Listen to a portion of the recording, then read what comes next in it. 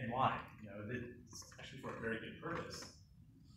By introducing a little bit of inflation on a continuous basis, we can use these new tokens as a source of capital to pay and compensate those people that are continuously contributing into the system, thereby not requiring the majority of people to pay anything at all. It seems to be free, actually. But what actually is happening here is the inflation acts as a tax on everyone, eliminating the free rider problem, allowing everyone to participate and benefit from the good or shared utilities, yet at the same time, not requiring people to pay up front for it. Really powerful stuff. And that's something that I think cryptocurrency can introduce to a lot of different business models and create this idea of a very scalable sharing model. Now, bringing it back to Red Pulse, this is exactly what we've done. Start with the RPX tokens in circulation. We have two business models, the open research platform, the expert network, and two types of users, producers and consumers. Introducing inflation, starting with 10% per year, but of course they came down quite quickly after that. We're able to use that inflation, that source of new tokens, as the payoff to those contributors of new works into the system. The inflation then, of course, goes to the producers. Producers can use RPX tokens to purchase premium publishing tools, access to other data sets, so on and so forth. For the most part, research consumers don't have to pay anything at all for this common good. If they so choose to pay for premium services, such as real-time access, API access, they can do so. And of course, it would be denominated in RPX. Now, where it gets even more interesting is, as I mentioned before, when we have scale on both the producers and consumer side, we can then introduce a new business model called the expert network. Those financial institutions that are interested in requesting custom insights, something that they are very willing to pay for still, can do so on our platform. And we use AI-based matching to match the right experts to those requests for research and charge a small commission on every transaction. We've also been listed recently on several exchanges. KuCoin, TPEX, will be soon to be OK Exchange, and Coin, our very first one in Korea. So exciting stuff. Liquidity is very important, but I should also mention that for us as a project team, as a company, our main priority is platform development. And we know that's actually going to be built into the ecosystem that RPX is being used within. So that is Red Pulse. We are creating the world's first sharing economy for research. Thank you.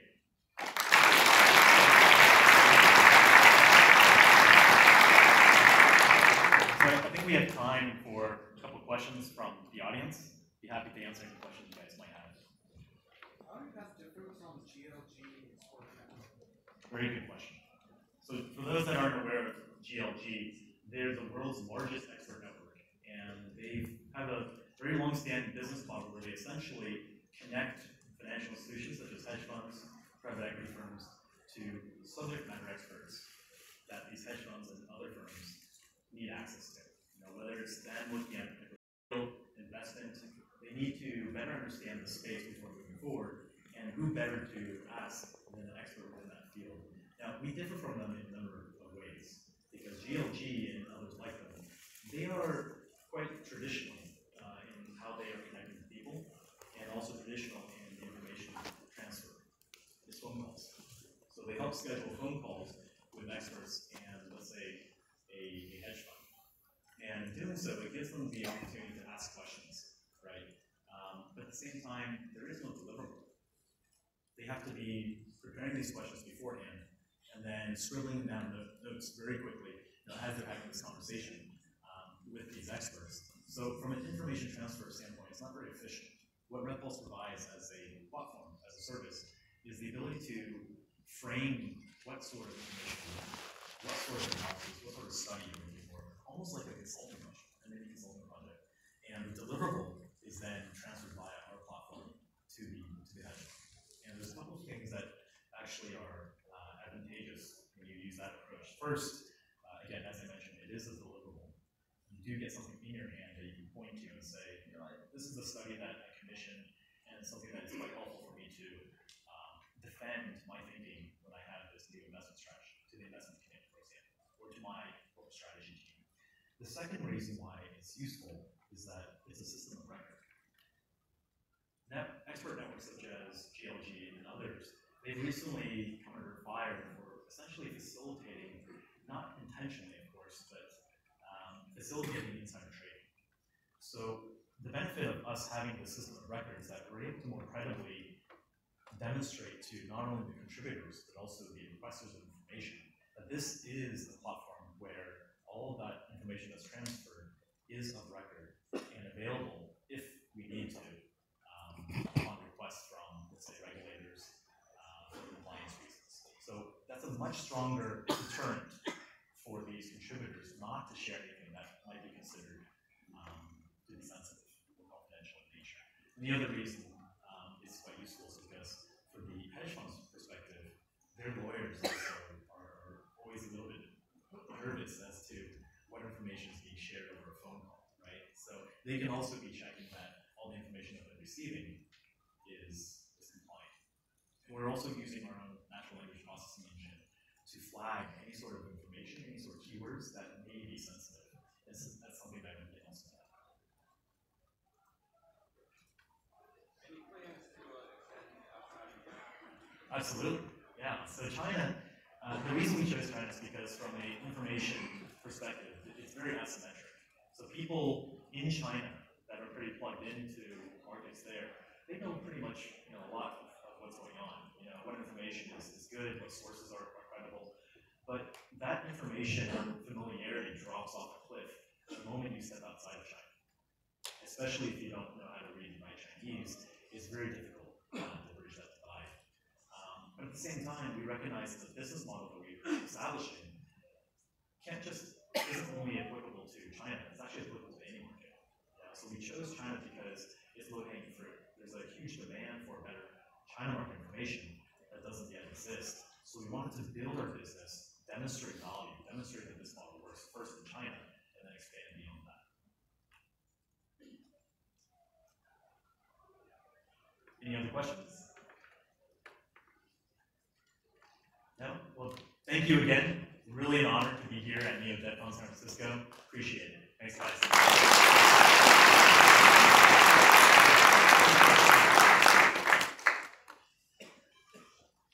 Thank you, Jonathan. I love seeing how these projects keep coming and keep evolving. We've got a bunch more today, so stay excited. Our next speaker is the founder of WooWoo, an ecosystem where blockchain technologies could be easily accessed and customized by people all over the world.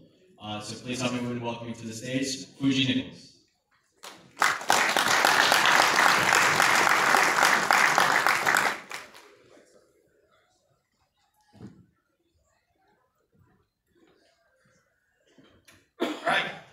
Hi, good afternoon, everyone. I hope you guys enjoyed your lunch and I hope you guys are awake. All right, so first of all, I would like to make a confession. I am not a developer myself. I don't do any computer sciences. So today I would just like to share my vision of what we're trying to achieve in this Huawei platform. Okay, so first, I would like for all of us to use our imagination. So let's say in year 2000 something. Make it 30, 50, 80, you decide. So in this future, very near future, we might see robots walking around, helping us out. We might see AIs making decisions, supporting us, having answers. We might see cars, autopilot cars, taking us everywhere. And of course, we see blockchain everywhere around the corner, changing the way we trust. Now, is this kind of future an imaginable future to you guys? Can you picture something somewhat close to this? Yeah? I hope so. So, let's put robots and cars, those aside, and talk about blockchain, of course. So, my question is, for those who believes that blockchain is actually going to be used in the very near future, everywhere around the corner, just like we use smartphones today, is that how are we exactly going to achieve that future? So a person like me who doesn't do any programming, I'm not a developer, should I count on great developers such as you guys to develop such a great technologies? Good question, isn't it? So before I start talking about Wawu, I would like to introduce just a little bit of myself. So, I used to consider myself somewhat a hippie. But don't worry, I didn't wear these kind of outfits every day. This is just for special occasions. But anyways, I honestly really wanted to live a life of love and peace. And I was interested in environmental problems. I really wanted to solve these kind of problems. So those days, what I did was that I went out to speak with scientists, researchers, engineers, a lot of people, different kind of people who had ideas, products, services that can really change our world in a better way. I mean, making a cleaner, eco-friendly world. But then I also learned that just because these ideas or products or services, they were all good, but then it didn't always mean that it was going to be used in our daily lives. Because I see almost none of them that I thought was really great. But talking about blockchain, I think it's going to be different. Because, as most of you already know, there's a tremendous amount of money floating into this industry. And making you guys all rich. And this is a very great trend because the more money comes in, of course, it's dragging more attention from people all over the world. And furthermore, it's probably going to push this whole industry far more ahead. And actually, blockchain is going to be used in our daily lives. So when I heard about blockchain, I thought, this is it. If I could use blockchain, I think even myself personally, I could come up with many ideas that can support eco-friendly stuff and really change our planet to a sustainable Earth. But then there was a problem. As I mentioned, I don't do any computer science. I don't even know if I could spell science. But, you know, for people like me, there's a barrier, a huge barrier, that I cannot, even if I can understand the concept of blockchain, I think this thing is going to be a legit industry, but I can't do anything myself. So, talking of business in the business world, it is important to have the value of a product or service really depends on the number of users you have. And how do you get the numbers of users is by having the demand, first of all, and making people happy, of course. And most importantly, it has to be very simple. So this is why I came to this conclusion that I wanted to make a service where people can easily interact with blockchain. Especially for people like me who doesn't understand what, you know, all you guys are doing facing the computers. I really wish I could understand it, but I'm trying. So, if my understanding is correct, with regards to blockchain, any blockchain, let's say Bitcoin, Ethereum, so they provide a foundation. They provide a basement, or like a lab. But it is up for developers like you guys to build the building on top of this. So you guys can create whatever your ideas and build it on top of this foundation. And this is a very great environment because, you know, you guys can create stuff that's unique. All the projects we hear yesterday, today, they're all unique. That's a fantastic thing. But again, people like me, I wouldn't even know how to get to this lab. I can't cross the border. So now, I'll talk about a little bit about Wawu. So what Wawu is, like I said, I wanted to provide a service where people can interact with blockchain very easily. They can create their own tokens. It's easy to say, but currently we're based on Ethereum.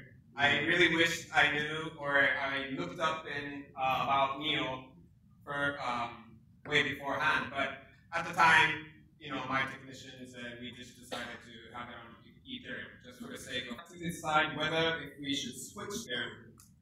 And one of the council member, so he will be one of the judges to decide what kind of projects that we will be going to support. So as a team of Wahoo, as I said, we're working with OKWave. This is a Japanese listed company, which is probably going to have a huge impact. And we have Mr. Roger Burr and Neil, Mr. Dao Fei in our counseling team. Of course, these guys are professionals of blockchain, so we're going to work together to decide, what kind of project that we can actually support that's really going to change our lives in a better way. And as we had a discussion earlier, compliance is very important in this industry. So we're working with QRC and CoinFirm. These guys are professional of KYC and AML. So we really hope that we can do something big. We're going to be having our token sale in late February. And hopefully we can release our platform by no later than the third quarter of this year, actually. And OKWave is probably going to be our first use case of doing ICO, hopefully within this year. Yep. So we want to create an inspiring value, and I hope you guys can all support us. And we think, the blockchain industry itself is totally hippie style, if you ask me. Because, you don't have to be a rival. You don't have to be an enemy. You can all be friends. This is like, love and peace, just like what hippie wants to do.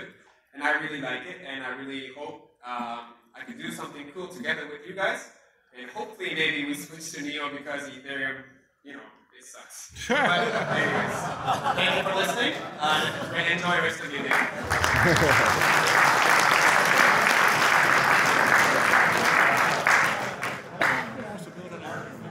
It's too slow.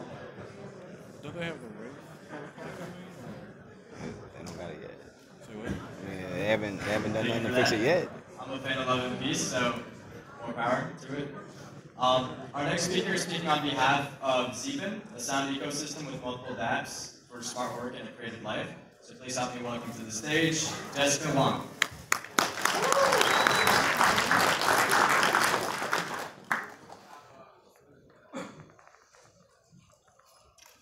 Hi everyone. Today I'm so glad to have this opportunity to present Zipin to all of you. So Zipin is a distributed creative new economy that has created the world's first creative ecosystem in a move to provide more connection between creators and consumers, more protection in copyright, more recognition, and more support across the entire value chain. Zipin is going to revolutionize the creative industry with the power of blockchain.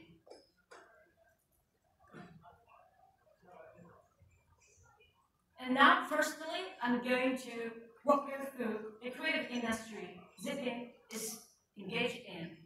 It actually covers a wide scope, including fashion, architecture, arts, designs, photograph works, video and music, performing arts, advertising.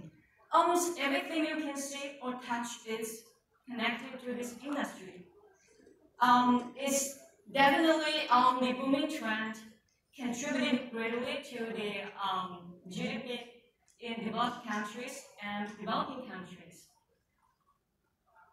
However, given the industry-wide inefficiency, there's great untapped potential for growth where creators cannot easily access this boom. I mean, just like lack of a trust mechanism and stuck in the centralized system, creators have difficult time in copyright protection. But with the help of Zipin, just think about a world where your creativity can smoothly turn into a digital asset and get well supported, well protected, and commercialized. With the help of Zipin, now you can have peer-to-peer communication without middleman's involvement. You can carry out any creative project with downsized manpower and streamlined workflow. Now I'm going to show you a video. Hopefully you can get a visualized picture of what Zipin is dedicated to. Mike is a freelance designer. He's having a hard time looking for orders and setting up his own team.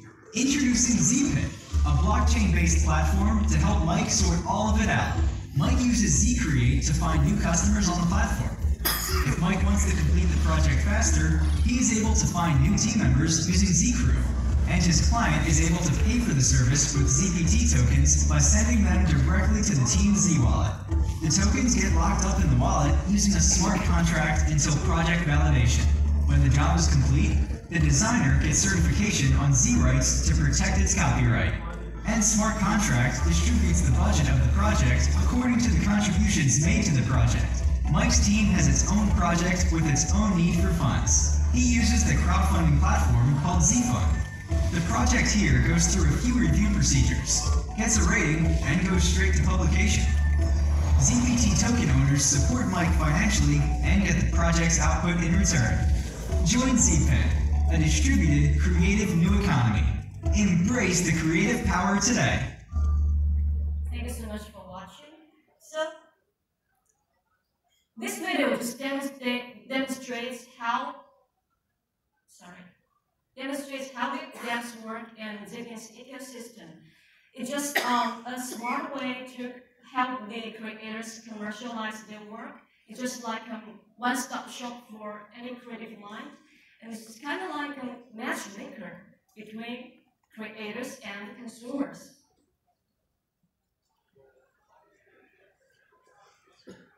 Well, in Zipin's, so why is Zipin so confident in its vision of smart work and creative life?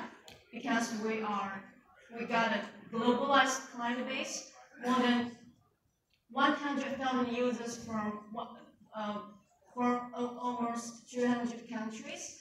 We got Telegram followers. We got 43,000 Twitter followers. So, and we got potential users like 1.2 million designers. So it's easy to understand Zipin is a already functioning platform with over 1 million worldwide active users like designers, consumers, manufacturers, and projects.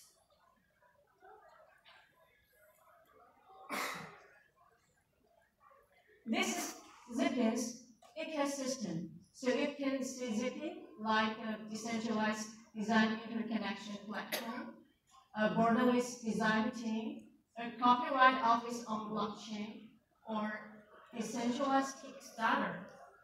In this ecosystem, the ZPT will be the field that drives this system, this ecosystem. So actually the tokens can be used to encourage participants to contribute to and maintain the ecosystem under Zipin. So users holding Zipin tokens are entitled to voting right of some projects, decision-making of infrastructure, and incentives. So actually you can earn from community reward, you can pay for new organization registration, and you can invest in crowdfunding projects.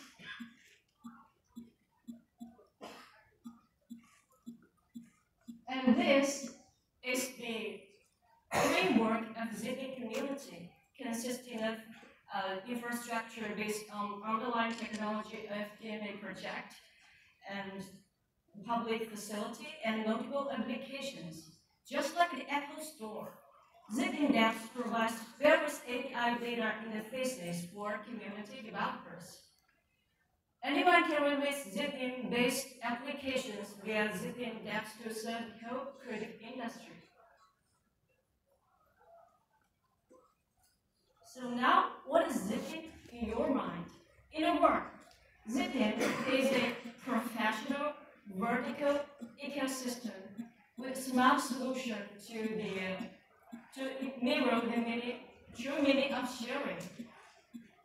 A distributed creative new economy, as Zipin described itself, has no borders.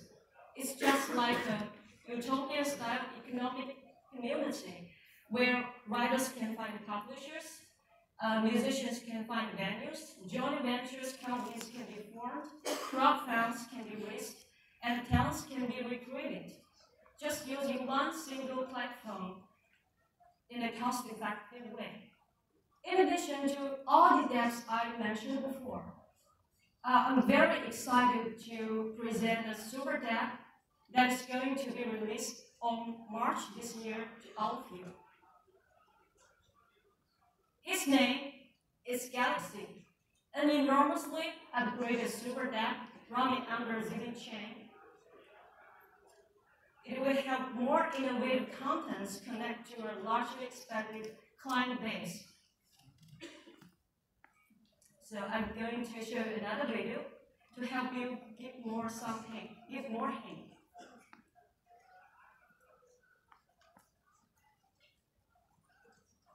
Once upon a time, humans were obsessed with the vastness of the universe, about getting away from the Earth and exploring the cosmic distances. Some extraterrestrial planets have been found and granted with wonderful names. Everyone hopes to find and name his own planet in space. Now, your wish will come true. Introducing Galaxy, the first ever virtual universe based on blockchain. It's a decentralized creativity app running on Zpin blockchain. And every galaxy has tens of thousands of planets. Each planet is unique, like color, block, meteor, day length, and so on. How to discover your own planet? Just send cryptocurrencies like ZPT or NEO to Galaxy address. A brand new planet will be created. Congrats, you have become the host of your planet. Now your planet has an exclusive number as well as access to ZNS, Zpin name service, to get a name like David Beckham, Krypton, Kashike, Geonosis. Also, the wallet address will be shown as your planet name instead of hash codes. Every planet is imbued with mystical energy. Only the host can obtain the energy ZPT token. You can even own a galaxy by submitting an application to become a global node on Zpin blockchain, receive the ZPT energy from your galaxy, and provide creative people worldwide with protection service for their digital assets. On top of that, hosts can trade their planets in Galaxy Store, and the value of the planet can be increased through daily operations. How fun is that? In the future, Galaxy will be open to more possibilities. IM, investment platform, entertainment DApp, and so much more. Thank you, Neo, On-Chain, Ontology, for discovering blockchain with us. Galaxy, discover your planet.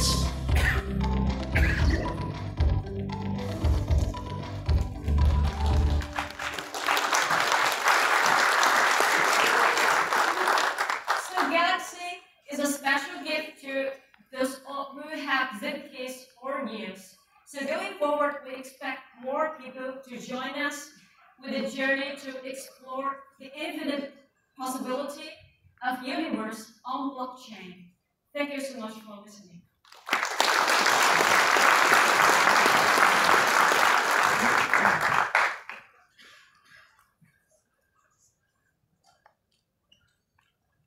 Our next speaker is the co-founder and principal technical director of XContract. He's a principal AI consultant for one of the biggest AI companies in China. So please help me welcome to the stage, Rock Shea.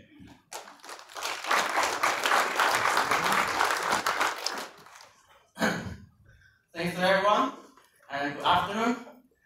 And it's so exciting to be here to introduce our project. And yesterday, Uncle Da, and said they are finding the killer app on chain, right, on the blockchain. So I believe our project is the killer app on Neo. Woo! Right? Woo! Okay. So our project name is the XContract. X is stand for the future, for high technology, and for smart. So our project is a decentralized conversation as platform on smart contract. So I will tell more about why we made this one. Let's take a look back to the past 20 years. the internet started, and we see the internet change our life, change our work, and it also changed our world. It connects everything, so it changed our world from a diversity one to a centralized one. The giants controlled all the resources. The resources centralized. And we found that the resources imbalance, and you make the skill gap among the people, and it's kind of innovation barriers for the startups, and it also makes them unfair and the disruptions more and more. So we think we can change this prediction. We can use some AI technology to make the situation, to change that. So we think AI and the blockchain is the new engine to change this prediction. Our mission is to empower everyone and every organization to empower the people to embrace the new economy. We should make everyone can use, enjoy, and get benefit from the smart economy. Can use it very easily. And how we do that? Our vision has four visions, right? The first one is the concretization. Oh, it's hard to pronounce. Okay, that means that everyone can use. Everyone can easily use. Everyone just can use their nature languages. They can use their speech. They use their text. Use the people nature language to create smart contracts, to consume the smart contract. That's very easy. And the second one is diversity. Diversity means you can cross-platform, you can cross-channel. You can use WeChat, or you can use the Facebook Messenger, or also you can use the Telegram to use your nature language to use that. Also, it is cross-chain, cross the blockchain. You can on Neo or on the Ether or any other blockchain. And also, it's cross-language. You can use Chinese or you can use the English. It doesn't matter. We can translate any language to another language. You can communicate with each other, or can use the specific language to create smart contracts. And the third one is intelligence. Intelligence means smart. We're a smart economy, right? So the third one is the most important one is intelligence. Intelligence means that we have the AI technology, we have the natural language processing based on the deep learning technology. We use the translation between different languages. We can get the intent, exact intent from the user input, and we can convert the user input into a smart contract. And the fourth one is the perpetual. The perpetual means always on. We are based on the multi-cloud platform, and also it is based on the blockchain. Blockchain is always on, right? It can never stop. And we also based on multi-channel, WeChat or Facebook or the Telegram, any channel. So you can use your nature language, use any speech to do any business across the smart contract. So let's take a look about our architecture. So the below one is our infrastructure. This is a public platform, and we're based on multi-cloud platform, maybe Google, Microsoft, and AWS. And then the middleware is our core technology. The core technology contains the most important one is the languages. you can get the intent from the user, or the NLP, and we can use the translation, and we have the knowledge base, and then we'll add the speech, right? Later we'll add the speaker recognition. We can use the speaker recognition to recognize the speaker. And also, we may have the vision, computer vision. We can recognize some image or some picture we can get something from the image. So this is the vision. And above is the channel. It's the channel. The message is add from the user. The user throughout this channel to touch us. So maybe this covers Telegram, Line, Facebook message, email, or something. Some enterprise app, or it is okay. So the above is in different scenario. We also have the maybe we can do any business, maybe financial. We can do the decentralized in currency exchange, the coin exchange, right? And it's financial, and we can do some gaming. We can use the natural language to do some gaming in the chain. And the top one is our business model. You can see the seller and the buyer. And the most important one is the service provider. We're not only to C, we also do some B, the little B. And the B is the speech provider, and we'll go through the service provider to help promote our platform. So this is 2B and 2C model, business model. We can cooperate with some WeChat office account and to integrate our platform into the WeChat office account, something like that. So what makes our different? I think we have the three one. The first one is the about adapter. This is the conversation AI. Why we choose the conversation AI? The Gartner said by in the end of this year, the 50% of the newest version of the enterprise software products will include the conversation AI. Conversation will be the new AI in the next generation. And this is no boundary, because now the language is the boundary. So you can use any languages. We cover the language have covered the GDP 90%, 95% all of the world. Now the second one is the contract converter. We'll get intent from the user and convert to the smart contract. And it covers all channels, different channels like WeChat and so on. And the perpetual connector is always on, right, based on the multi-platform, like cloud platform and some other platform. Now we choose one scenario to show you how our platform is. This is the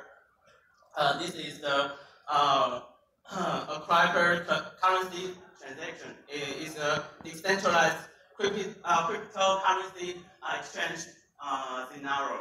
So you can use this is a scenario. It's a demo recorded the day before yesterday, and this is you can through the Telegram to exchange your NEO to gas. Let's take the video. You can say star and welcome, right? And so you can see, hey, check the price of NEO.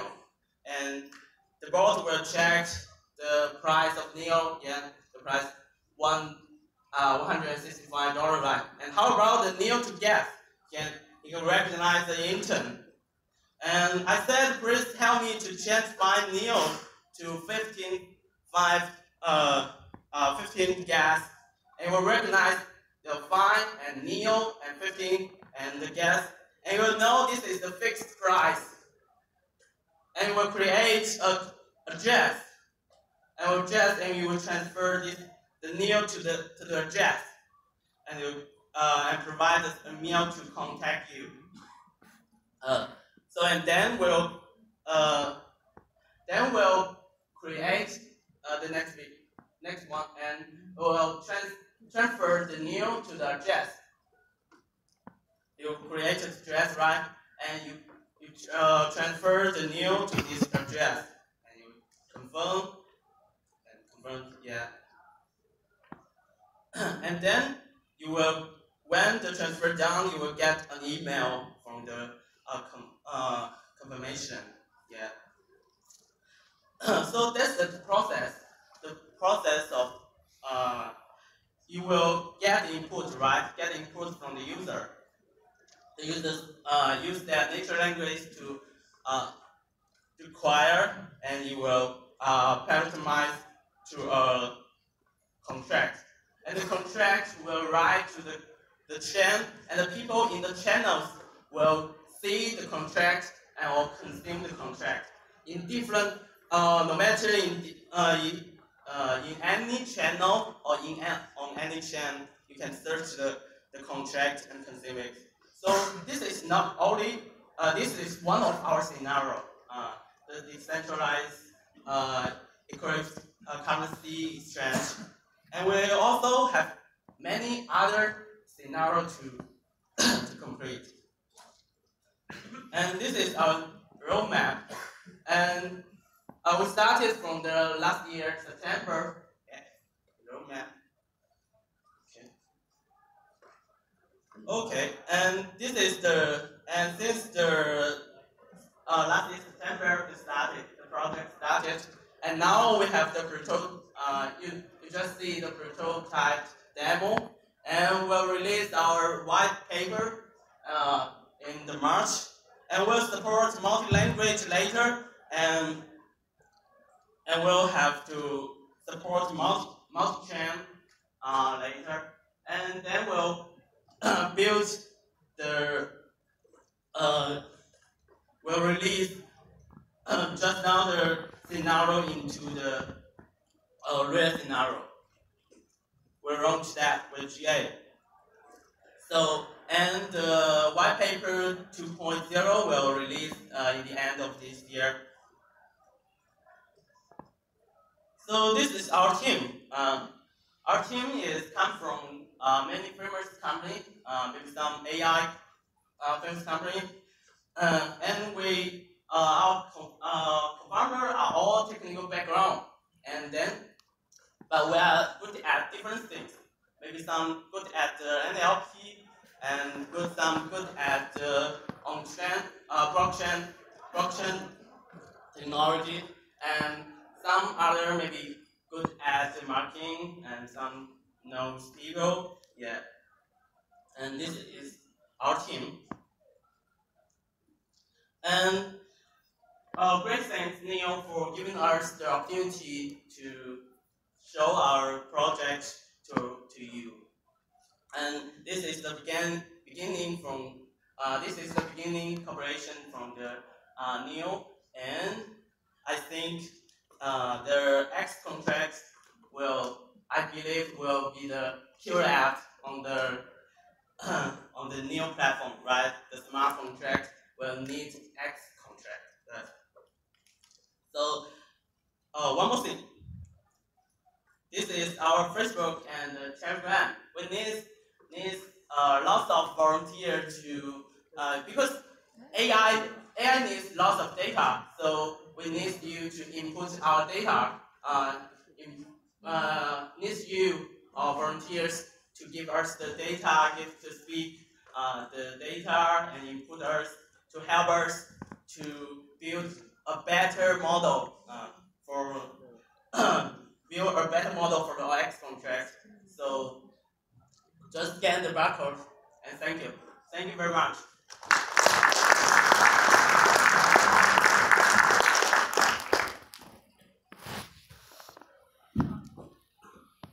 You guys got a front stage view of my bad handshake abilities, so So our next speaker is the founder of the EchoLink project. He's the co-lead and co-founder of the Berkeley Blockchain Lab, tech lead at Sun Microsystem consumer Java team. He's a founding member of an engineering center of a New York Stock Exchange listed mobile company, and he served on the College of Engineering Dean's Council at Carnegie Mellon University. So please give a warm welcome to Steve Chen.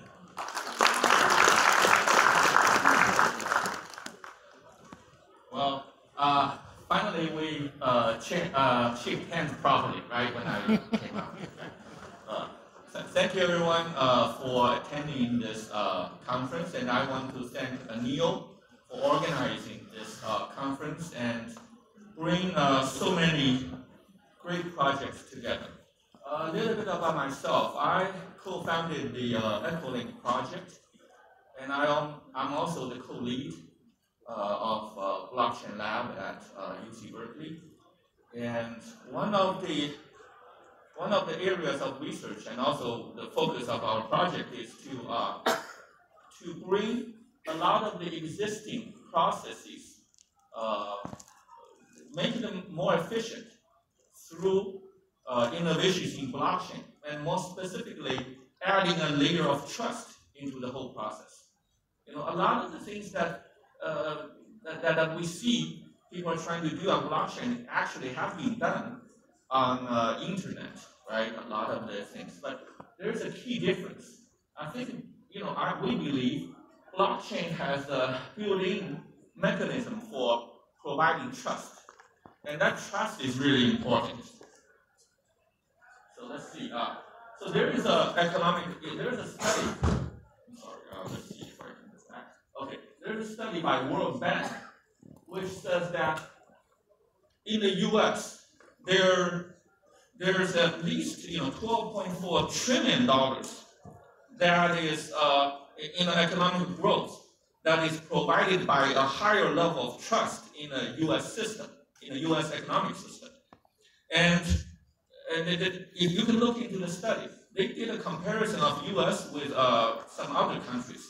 In other countries, the economic system has lower level of trust. So people get into a situation, in which when they deal with some contracts, do you pay them the money first, or do they deliver the goods first? A lot of the time and the energy and the effort is spent on this kind of discussions. That actually lowers the economic development. So trust is really important. So there are two layers of trust. One is personal trust, and that is person to person. I know some of you guys here in the audience. So if we do some business, it'll be easy. I just give you the Bitcoin address, and you can just send Bitcoins to me, right? And you know where I live, and you can chase me down. But then, but that's less important than what they call institutional trust, which is okay. So let's look at those two. If I know one of the person in the audience, I can provide him with a personal line of credit, but that doesn't get transferred that much. What we need is actually a line of credit from the credit card company. And that kind of institutional trust promotes economic growth. Now, coming back to blockchain. Blockchain, we all know, for people who are here, we're probably very familiar with the immutability, timestamp, and also there's blockchain explorer. We can look at the transactions. So there is a layer of trust in the process. And also it's international. I mean, we are not saying, there is we don't think that Bitcoin belongs to a certain country. It's international. It's almost, indivisible, the international nature of that. And blockchain, we think that could affect every aspect of the economy. A lot of the blockchain applications nowadays are focused on financial transactions, and that's good, and that's one of the killer areas. I don't want to call it killer app, but killer industries that the blockchain would positively impact. But as time goes by, it will impact other non-financial transactions. So, EchoLink, we at EchoLink will focus on university degrees, professional credentials first. we believe that that's a sector that we could make some positive impact on. There are online job sites, there are online professional networks already, operational with hundreds of millions of users. But one of the issues is that, I've done my fair share of hiring and interviewing. So we actually find good candidates from online websites, and then we go through the intensive interviewing process. And just before we make an offer to them, we will probably do a background check to make sure that what they say on the resume actually, is true. Well, you could say that, we're not going to do that. We just trust what the resume says. That's one way of operating, but a lot of the companies actually do a check. And that's very time consuming. So we believe that, with taking advantage of the building trust that comes with blockchain, we could positively impact the recruiting industry. And that's the first sector, non-financial sector, Equilink is going to focus on. And the trust, not only, there are two layers of trust I just discussed. And also the trust has also what needs to come from the processes as well. So data, you need to have verified data, but also the whole smart contract, the transaction has to be transparent. You can't have a black box operating in the process. So putting all of those things together, we have the blockchain with its building advantages, but as we all know, accounts on blockchain are identified by the address, right? The address and human real-world identity are disconnected. Knowing your address doesn't mean that you know this person. And that's why, we're here, and also we would love to work with, we are working with NEO and Homology to connect the real-world identity with blockchain identity. That is something I think we can put this component together. And also a second really important building block is secure and verified off-chain data input. When you deal with one or two university degrees, maybe we can verify by hand and then have the user input it themselves.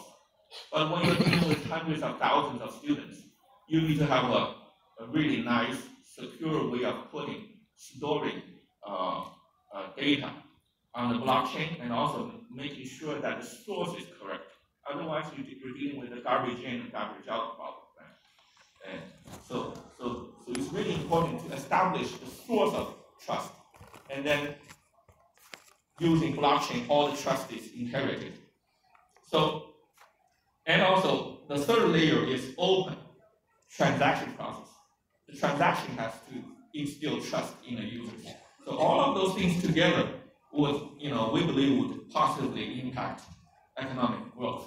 So the project is Equilink, and we are going to release a second beta soon. We're going to release it on, we want to be multi-blockchain. We want to support multiple blockchains. There's a practical case to it. Different blockchains originate in different countries. Therefore, they might have a different user base. And Equilink being international, we want to really cover all the geographic areas. We don't want to be we want to be an international system instead of like a North American based system. And you are welcome to visit our lab page. So the lab, a little bit about the lab, we have three focuses. Number one is fundamental research on either consensus protocol or different aspects of blockchain. And then that's first. Second is industry outreach. Collaborating with NEO. NEO is also a sponsor of the blockchain, and different projects as well. And third is education. I teach a course to UC Berkeley students, but also it's open to the public. We want actually more people to actually participate in the process. And my email is there. So looking forward to reaching out to you guys, and hopefully we can make blockchain and the economy better. Thank you, guys.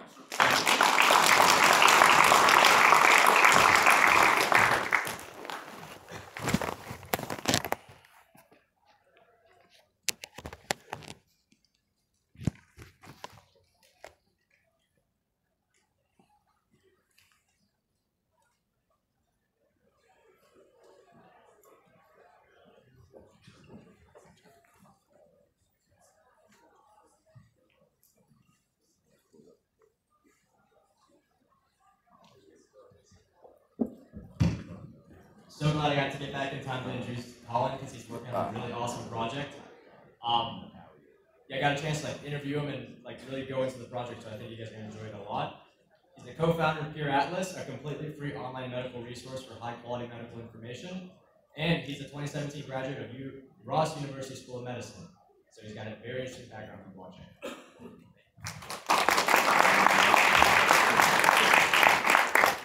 Hi, my name is Dr. Glasser. My friends call me Colin. I'm co-founder of Pure Atlas. Pure Atlas is I'm co-founder, our medical information project based on NEO. So we are a tool for doctors and other medical professionals to make clinical decisions in the clinic, at a professional level. Okay, so this is NEO DevCon, but I have a little bit different background than most of the talented people in this room. I'm here because I'm a doctor, but I'm also here because I was trading ant shares this summer. So putting my hands on the markets allowed me to understand crypto well enough to come up with a business plan that makes medical information free while still having a revenue source. So let's go to the vision. And these slides. You might know that AlphaGo beat 5 world champions of Go, making itself one of the greatest Go players of all time. But have you any idea how much it costs for the AI to play just one game? $3,000. Given the number of games played to train it, the cost was astronomical. Yet the number of computations AlphaGo performed is just a drop in the ocean, compared to the total number of computations that will be performed in. Okay, so these slides, I've been doing the world tour for a little while, a few months. This slide has not changed since Manhattan.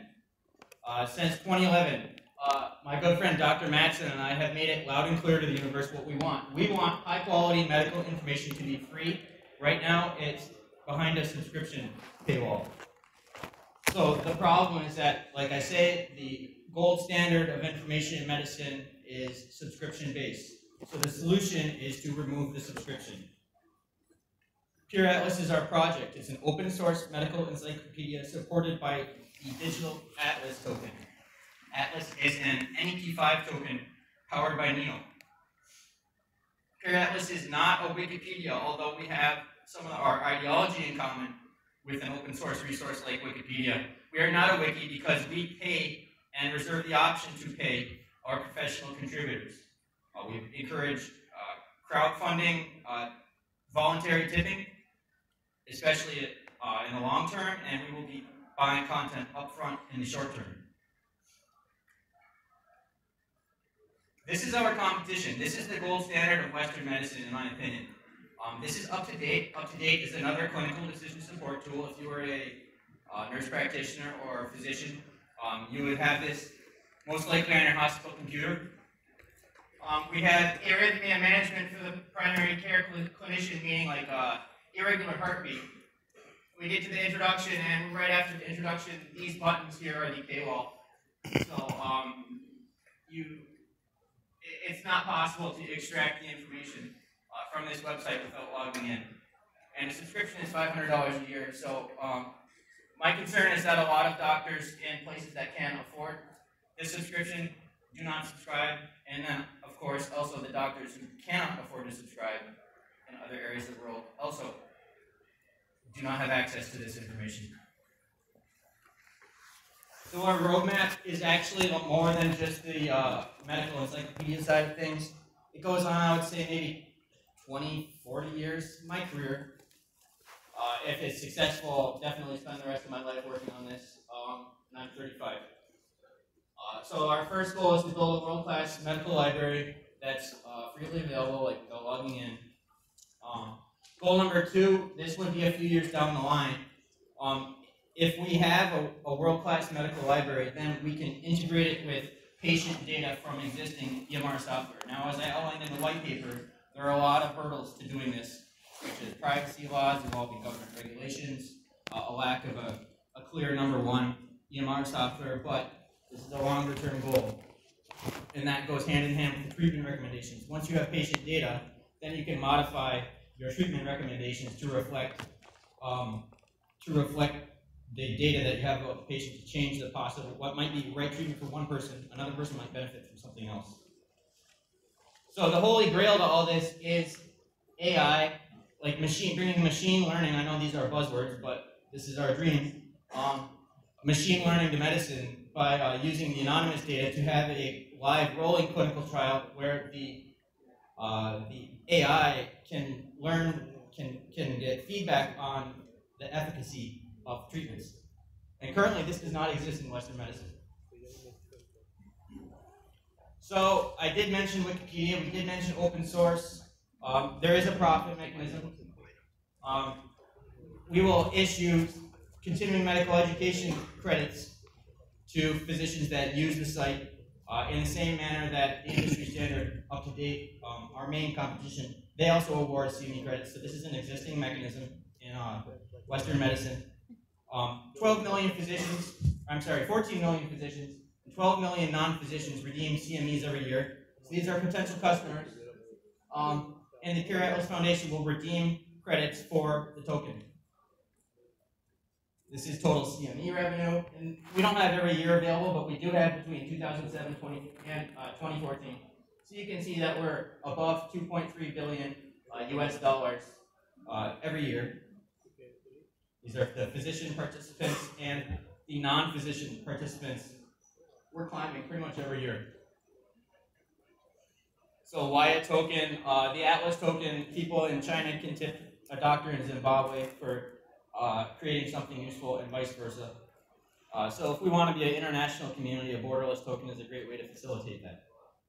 And we do want to be an international community. And then also with the long-term roadmap, widespread adoption of Atlas and the Pure Atlas library will make the Foundation's Atlas tokens useful for research and development on its long-term roadmap, which is quite ambitious, despite its long time frame. So, in terms of ethics, I'm very proud to design our platform with a particular focus on remaining independent from revenue which can bring conflicts of interest, such as subscription revenue, ad revenue, money from drug companies or manufacturers of medical devices. Pure Atlas, our revenue is independent from all that, and I think that's important so that it doesn't influence the recommendations of the library. And the identity of the people that are creating and evaluating the medical articles and algorithms on Pure Atlas is important, that people trust who they are and who they say that they are. So we rely on digital identity verification, and NEO is a great blockchain for us to be on. It's a very natural fit for our project because NEO has NEO ID and many other projects and partners that deal with digital identity verification. So Pure Atlas and the NEO blockchain that powers it are a very good match to make the project come to fruition. And so, yeah, our message hasn't changed much in the last 3 months. We've made a tremendous amount of progress on the business front. Our team has doubled or tripled in size. But our core message is still that we want to make medical information free, and we have a dream of medicine available worldwide in every language without a paywall. That's my project. Thank you for listening.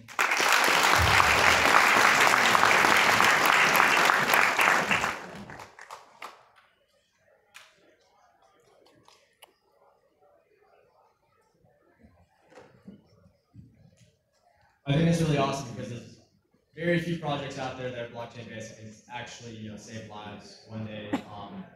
cross-referencing information between existing medical information between different countries. It's truly like a global solution to a problem that it's difficult to solve any other way. Like, the algorithm of like WebMD and like, if I've got a cold, I think I'm dying from WebMD. So our next speakers are the co-founders of QLink, Alan Lee and Susan Zhou.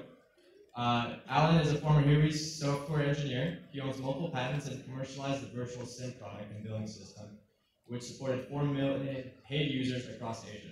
He led the team to raise $30 million in investment. And Susan Zhou is a former partner at Rhodium Capital. She's got 10 years of experience in banking across Asia. Please give a warm welcome to Alan and Susan.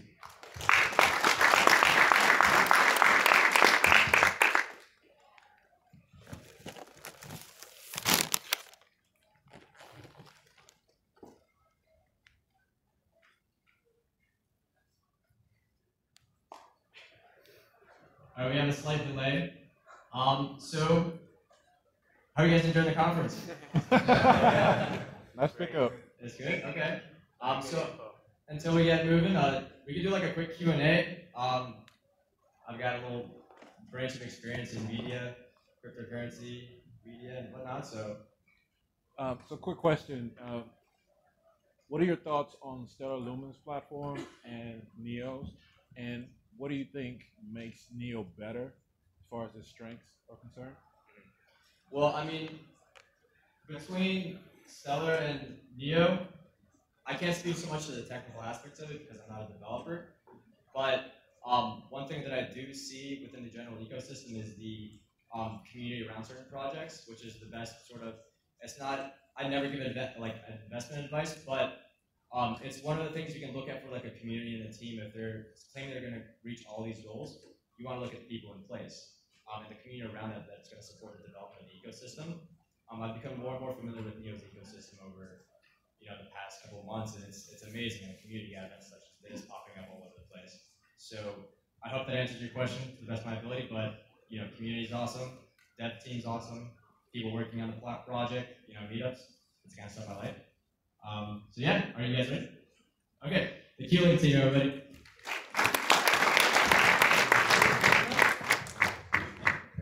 Hello? Hi, I'm very excited to be here, and my name is Susan, and thank you, Neil, for giving us this opportunity to be here to share the latest progress about QLink. So we are a project that actually already completes the ICU, and it's been a month. And so I think today is more about sharing the progress of our technology and open the gates to all the developers. And this is joining me today is the chief architect of QLink, and Alan Lee. He's going to share more about the QLink chain, which is the focus of today's presentation today. So can I have the? Thank you. So before I start my presentation, can you just raise up hands if you heard about QLink, understand what we're doing? Okay, thank you so much. I saw quite a lot of hands. So just cover the wrap-up introduction for people who haven't heard about us before. And QLink is actually the first decentralized mobile network. And what is the mobile network? It's essentially the wireless connection and touch points through Wi-Fi and mobile data. I think most of you, just like me, it's become a necessity of life. So we can't live without the internet. And most of us are subscribers for the telecom, and we pay our monthly bill and to get mobile data, to send SMS, to make calls. And there are 2.3 billion people like us globally. And there's actually, if you take one step back and think about the system, the towers everywhere, base stations, small cells, even routers. But the system is quite centralized. You have AT&T, you have Verizon here, so it operates those resources in a very centralized format. Time we used before, we actually make those so much calls. And in another scenario, we review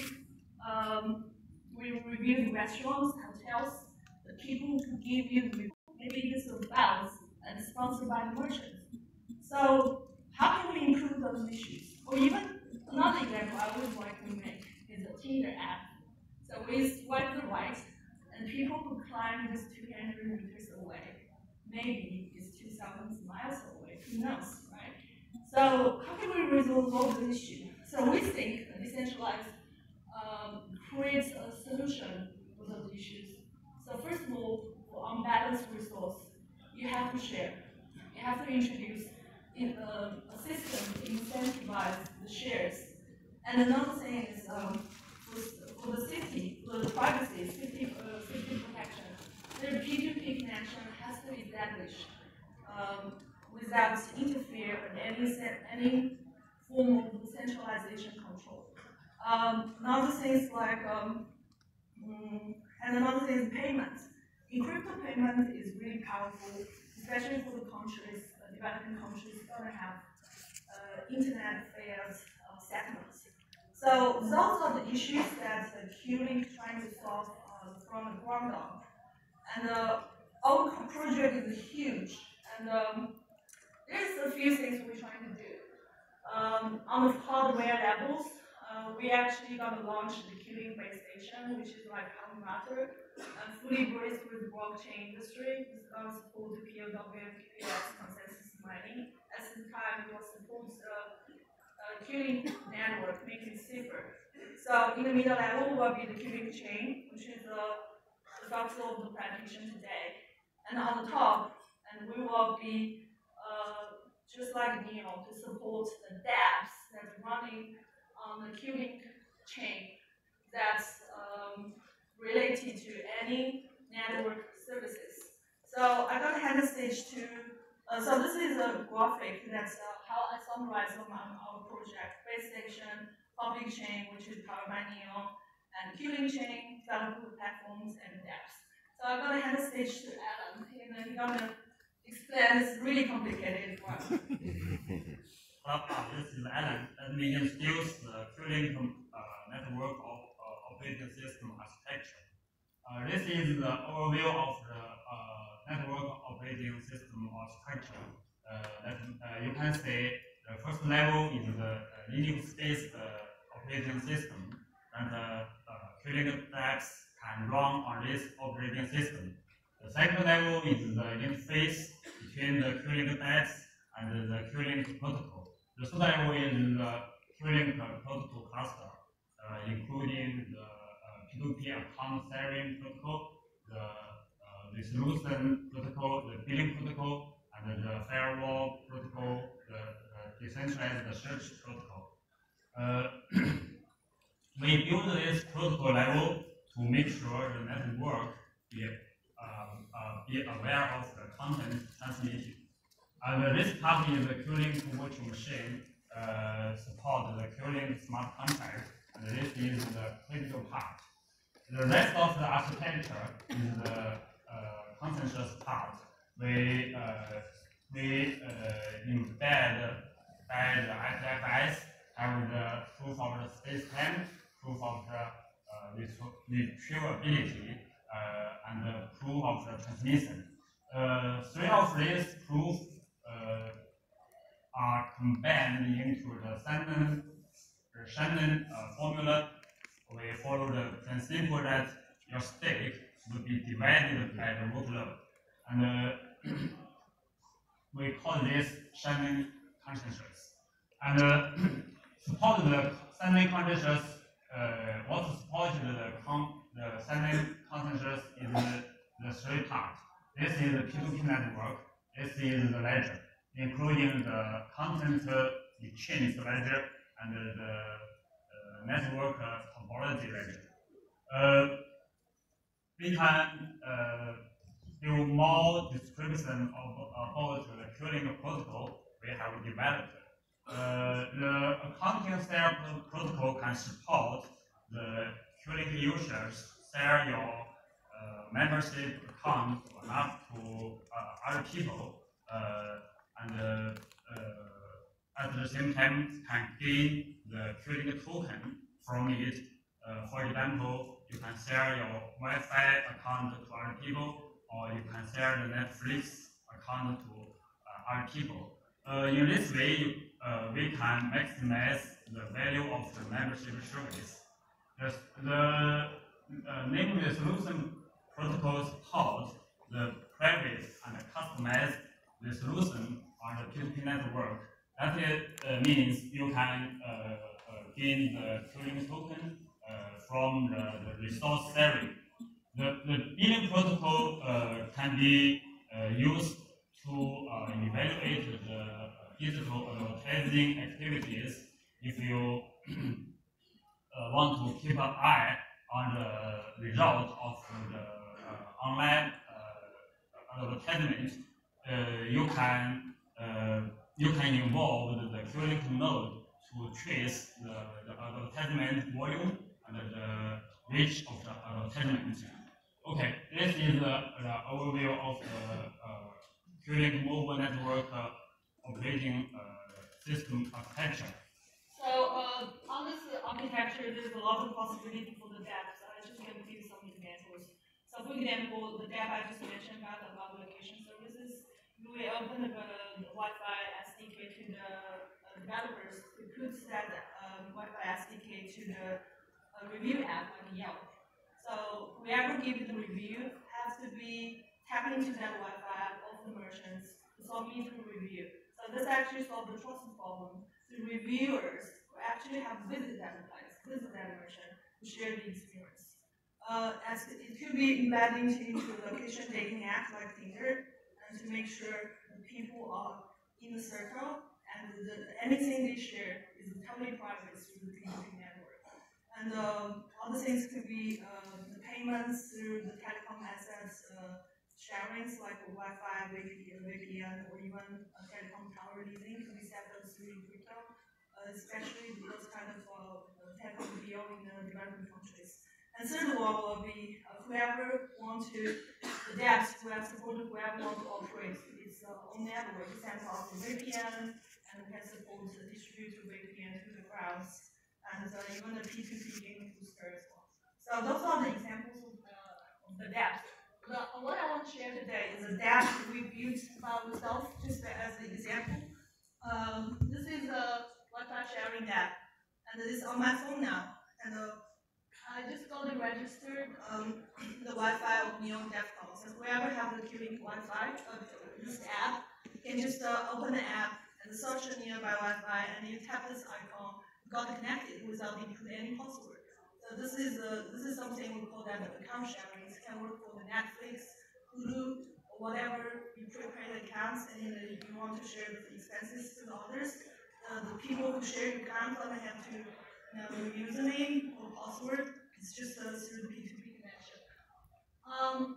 Another cool thing I want to show you is we build wallet inside as well. Give the password on. So we build a wallet inside the dApp already. It's running on the Neon testnet. So and you can use Neon to buy the QLC because we are utility tokens. The token has to be used to pay for the network service. So you buy the Neon, you buy the QLC here, and you get connected. And we think this wallet is going to be the digital identity for anything you interact with the user, including your track record, transaction, even your identity as well. So anything that you want to use the queuing service will be through this wallet. We are on the way to figure out fiat clearance, so you can just buy if you want to QRC through fiat. So here's the other updates about the team, and we'll make some hiring as well. Mark, which is the former CTO of the Startup and has been an advisor for the queuing since ICO. We're honored to have him in the team as the chairman of the project. It's really going to be standing up for us to push some innovations to the traditional companies. And another one is Tao Ying. He's been very active at the Chinese blockchain community. He's going to advise us on the Chinese regulatories. Okay, so the last page is really we are open to work with any developers. We have the idea about how to utilize and maximize this network service in your country, even though it is very small, the only small contract or any tool you're building for your rural community regarding to networking service, we support that. We give you the fundings and we provide the teams and other resources. So that's what we conclude my presentation today. I hope I give you giving to a review about the tooling. So our team will be around after the presentation and let us know if you have any questions. Thank you very much.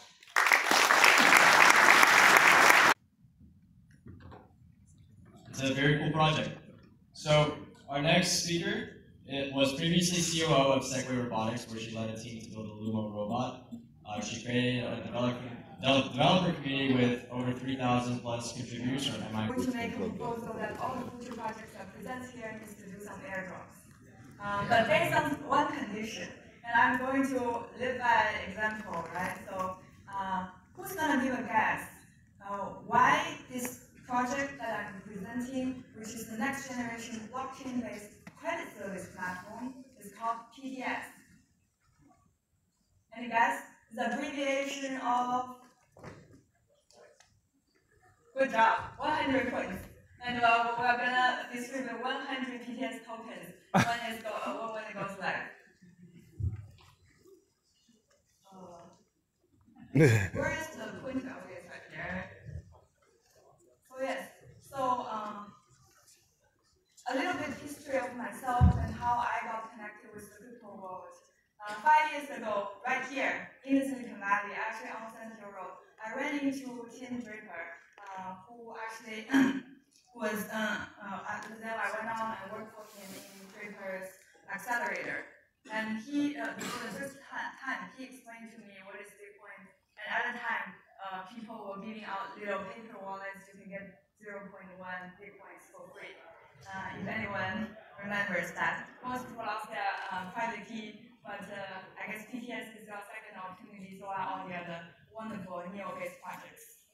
5 years later, when I left my last company and trying to pursue my own venture, my second most important influencer, Professor Zheng Shousheng from Stanford University, he is also the chairman of DHBC, who founded NEO project as well. And he told me to look into blockchain space again and believe this is a place where a background in governance and product management as well as business can come into a cross to make an impactful project. So that's why I'm here today to present on this moonshot conference on the new project we are doing. And such a wonderful coincidence that we ran into Mr. Li Jun and Da Hongfei, who is doing this wonderful new project, Ontology, which is exactly a wonderful data exchange platform where PTS will be built upon. Rating and also personal, the connection between uploading your personal data to get rewards, which is how this credit works for many people. And it's also an abbreviation of business, which is the name of the goddess for trust in Greek mythology. The goal of PTS is to bring more wealth and fairness through precision targeting, as well as building a more inclusive financial system based on blockchain. So why does this matter? Today, people heard about my country, China. I grew up in Shanghai. So the mobile payments and technology development is massive there. But people don't know, even take China as an example, for a country with 1.3 billion people, only 320 million of them have any type of credit history. They have any type of access to credit in the past. Even for a country like this, that means that close to 70% of people do not have a credit history. And if we put them into a system like FICO, and they're invisible to them, because some people may know FICO rates people purely based on how much you have borrowed in the past and your behavior, etc., etc. And this is a market failure, and we can solve elegantly with a combination of blockchain as well as AI. Today, I don't know people remember, FICO was a company founded in the 50s. Of course, FICO model has been upgraded and updated by a lot in the past. However, the human economic behaviors have experienced a lot of changes. Moving into online, a lot more data. For example, e-commerce data, social network data, different type of assets ownership, for example, your houses, cars, all now have an electronic copy of data that lives on internet. And all those alternative economic and behavioral variables can be used to do credit ratings in a new way. And another potential issue this PTS project is addressing is the data collection process. Right now, the data collection process is very, very expensive.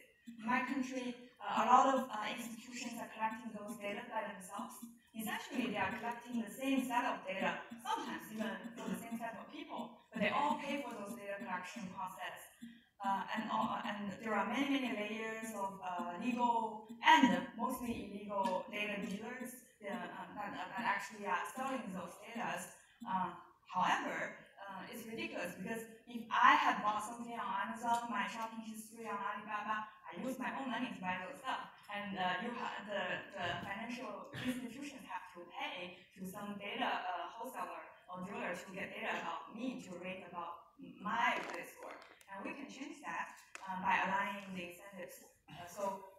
If we can allow the proper owner of the data to get rewarded for data submission, I believe that's a more cost-effective way, and we can potentially get better results for that as well. So how is all those pieces going to work? And what type of areas of innovation we're trying to crack through PTS?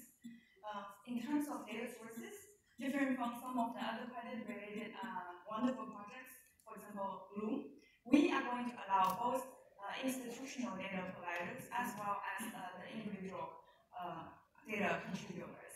That's why we're funded by traditional venture capitals, and also we will have institutions with proper licenses to provide those type of data to participate on the blockchain as well. But at the same time, eventually we would envision aligning personal data ownership to the rewards through individual submission will be the long-term vision for that. For the innovations, a lot of the innovations approach-wise come from was also inspired from the conversation between me and Professor Zhang. We're looking for wonderful algorithm engineers to solidify those ideas as well. But these are the concepts. First is better design zero-knowledge proof. Essentially, a lot of the institutions nowadays, they don't want to share their data because I don't want to share the raw data with you because maybe you are still my client. But zero-knowledge proof, specifically designed for this scenario, can solve this problem. We can put those data right now in silos onto this blockchain, but we don't need to share the raw data with each other. We can all share the analytics results out of it. So all of the participants can have a better database and to increase their potential client targeting base, but decrease their risks. The second one is a person-to-back rating, which is a way we're thinking of a dynamic variable, sets of variable that will be most effective for different type of credit rating. This is primarily based on artificial intelligence because for different scenarios and over different time, different type of set of variables should be the most effective to describe the credit profile of a person. And we want to make sure it's dynamic. Also, we want to use Zen's rank, which is to put it into simple language to consider timestamp as well, in addition to the page rank system.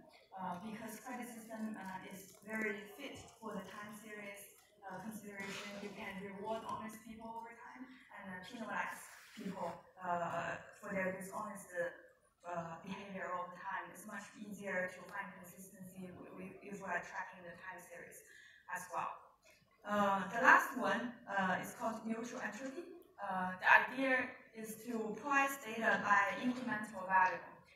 This is to encourage people, first of all, we want to encourage people who contribute unique data to the blockchain. And of course, a very good side effect of that is if you are early contributor to the system, it's easier to be unique. So we want to encourage people to upload data before other people so that we can accomplish the minimum viable product first and pivot as we go. Of course, on the bottom line, we will have a token system to align incentives for participants because that's very critical for solving a market failure using technology and the economic model. So how do those 100 PPS tokens work in the system? We will have 3 roles in the system. One is the lenders, and second one is the data providers, and the third role is the developer and tech partners. The lenders can purchase reports using those coins, and the data providers will be rewarded by with PPS for their data contribution.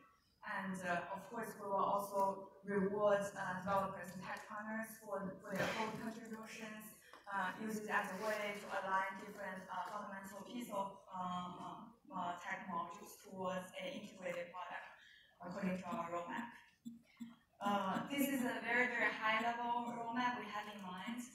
Right now, in the first quarter, we'll be mostly focusing on the DApp MVP design. And we're trying to launch the alpha version on ontology testnet in the second quarter. And by the end of the year, we will launch an alpha version also based on the ontology mainnet. And going forward, we are also, as a DApp project, we will look for the best infrastructure for ourselves. We believe ontology will be amazing for that.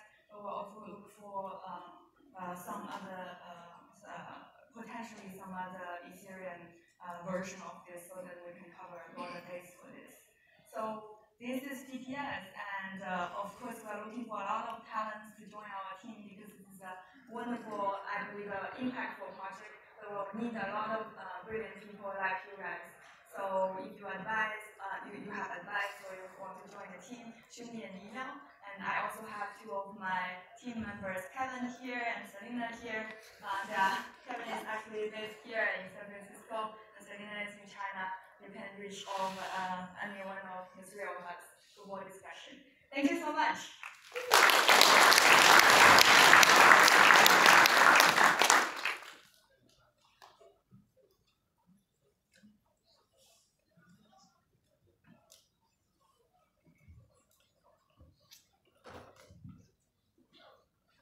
Thank you, Sarah.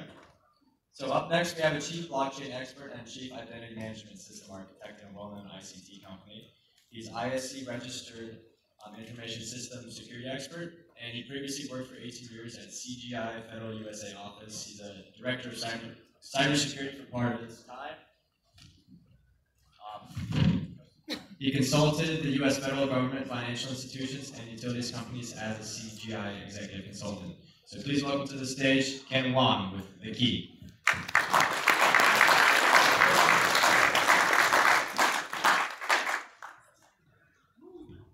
Good afternoon, everyone.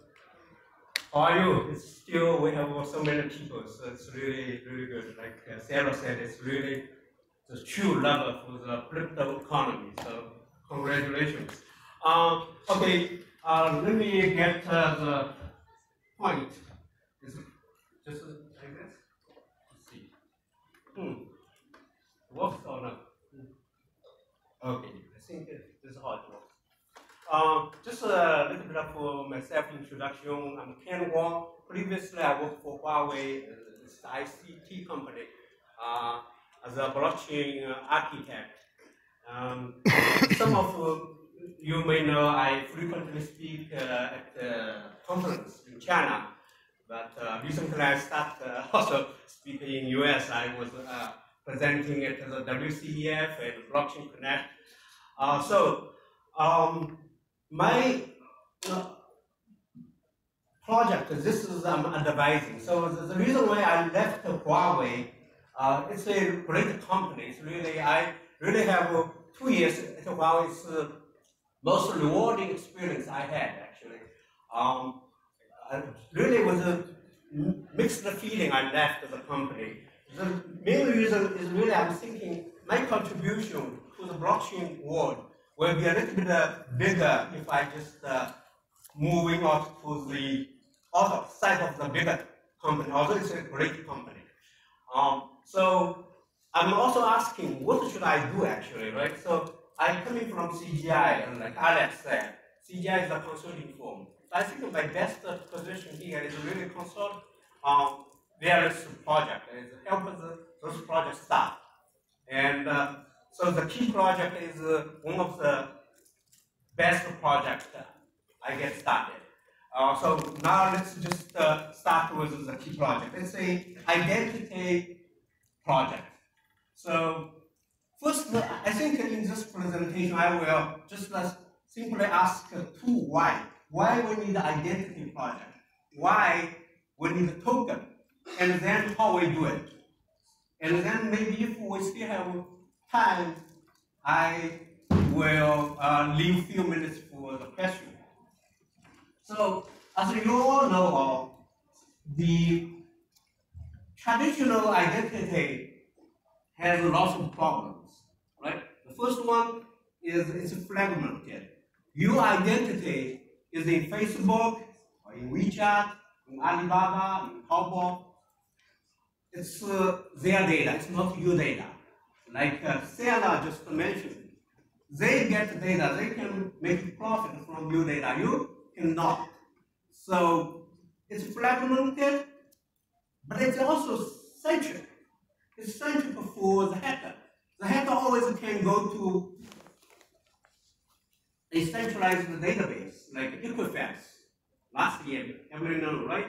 Equifax, 200 million user data get lost. A few years ago, 400 million user data get lost at Yahoo. So it's centralized for the hacker and decentralized or fragmented for the users. It's kind of the equation is not good for us, right? So we have to flip it. So there is a movement of so-called self-sovereign identity. And there are lots of companies, startups doing this. Notably, maybe some of you know Civic, right? Uport, Eminem, Showcard, there are lots. At least 22 I counted. Just in US. Worldwide, I think it's about 100. So why there's so many projects, we still want to do our project. I will tell you why, right? But now let's say the second problem. It's really related to the control. We don't have control. If they sell the data, you basically, the reason why you kind of using a free service, it's you basically give up your data. You don't have control, right? So this is also the movement behind what the Civic or Uport is doing. And also, I think in the previous presentation, some people also talk about the password. Currently, most systems still use password. I think when Obama was the president, he has one of the initiatives called No Password, right? And so trying to get rid of the password, and there's some initiative like FIDO, Fast Identity Online, but that's not really taken off. We still need lots of websites still using the password. So blockchain potentially is based on a PKI, public private key infrastructure, right? So it potentially can get rid of password, of course, using some additional technology. And then identity proofing, verification or proving is hard. It's really costs a lot of money.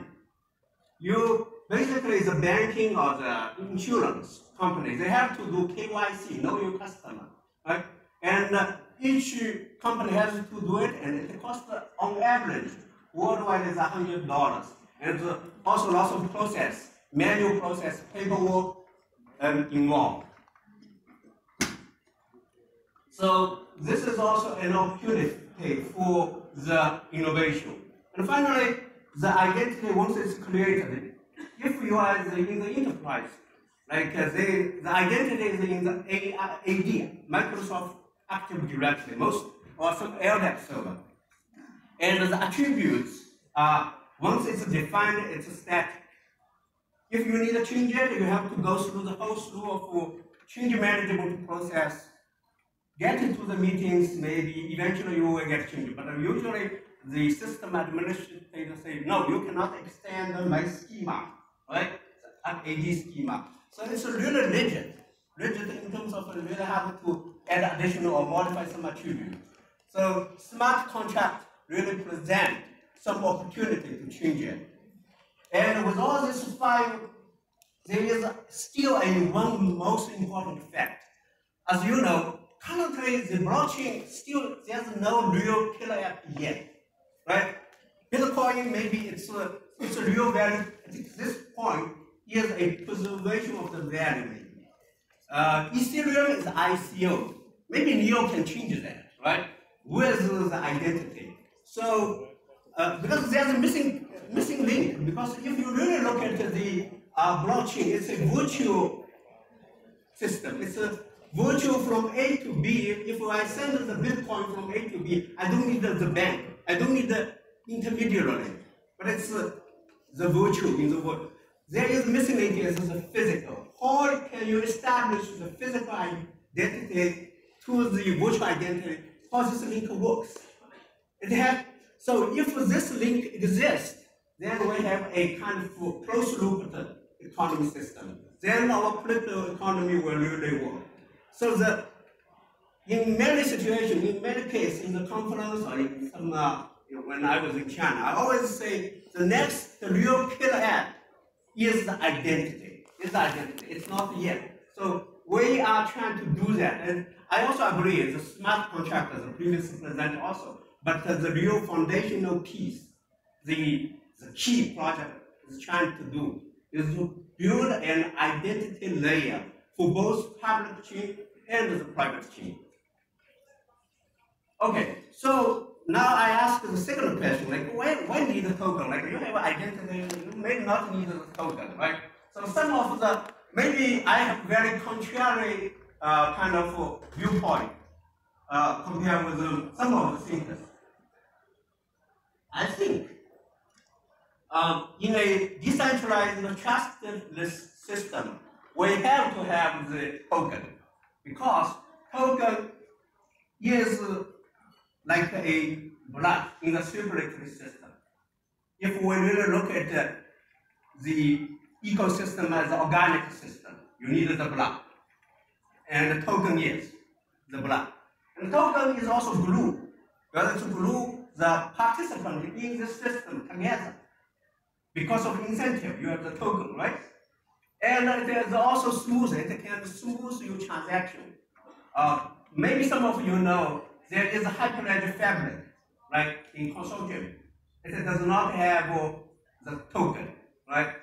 And the problem with this consortium chain without the token is if you really need to do the transaction, you have to involve the banks, involve SWIFT, especially on the cross-border transaction.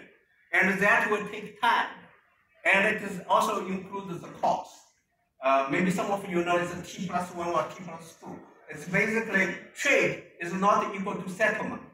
And the currency, the token, can enable this trade as settlement.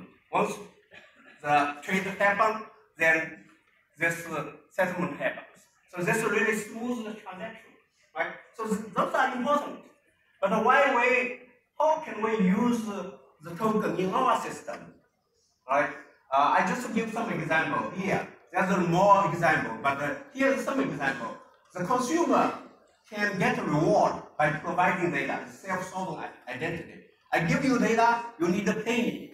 Otherwise, I don't give you data. It's not Facebook say, hey, I give out to you data, I get paid. No, that will change. Okay, the time will come. Now it's not, but the time will come. And also, they can buy some service from service provider, or some maybe Amazon, traditional or new like open bazaar, right? If they need to use your identity, they have to pay you. Eventually, they can target you, and then you can buy the service from them, right? Buy the merchandise. And then there's the identity provider. The identity provider validates your data, right? So they need to get paid. And of course, service provider has to pay for that, right? Because they have sell you the merchandise or provide the service, they get money, right? So how actually the key project is different, and how we do it, right? So we also believe the self-solving identity, like happened in Civic, in Newport, in security, on those projects. That's the way we also believe. In addition, we based on the social insurance data, which is a national big data database. Also, we truly believe that identity itself, it has to be somehow backed by the government. Like if you go to the library, you can just use the library card, no problem. But if you board the airplane, you say, hey, this is my library card. What will happen, right? You know. So it has to be backed by the government. So the use case is that in the first generation of the key product is on the social insurance, in the health insurance. So you go to doctor office, you're using the key ADP first generation, you get the treatment and all the reimbursement of the claim is automatic without paperwork, right? So, but this identity, they based on the face recognition or fingerprinting, there's API already published in GitHub. People can check out, right? So this are also little data that may be different from the other approach. And also, we think in certain cases it has to be dynamic. Dynamic meaning that if you want to fly the airplane, right? In the future, that's the vision, right? You bring your ADP or some biometric identification, you board the airplane, they will have to check if you are in the no-call list or no-fly list, right? Or if you are a fugitive, or you somehow you cannot fly. So that's all dynamic. It's not just a static self-solving identity there. There is some part which is dynamic, which is additional, that has to be real-time checked. So it's also multiple dimensional. It's just not one use case. It has to cover different use cases, right? And there is the real-world use case. Like 210 million users use this APP currently on the first generation. Now we are moving this to the blockchain. And it has to be privacy preserving, meaning that the data on the identity provider side, in our first case, it's government data, there's a very strict regulation. You cannot download the data to the blockchain. People say, hey, we put this in the decentralized data, IPFS, we cannot do that, right? So so how do we do this? We just generate a proof. We can use a zero-knowledge proof or other proof of your identity verification result. And that proof will be a local proof, a hash, a root of your different attributes. And it will be stored on the blockchain. And you cannot, from this local proof, deduct or go back to your original data. So this is how we deal with the privacy preserving. Do I still have, oh yeah, I still have 1 minute 59 seconds. I'll answer some questions. So one thing is I will not answer any question on the ICOs because I'm not in charge of this. I'm only advice on the technical direction. I'm the advisor. So any question about the ICO, the price, I don't know. Anything about the direction of the project, what we will be doing, you can ask. Okay, now, please ask me some questions.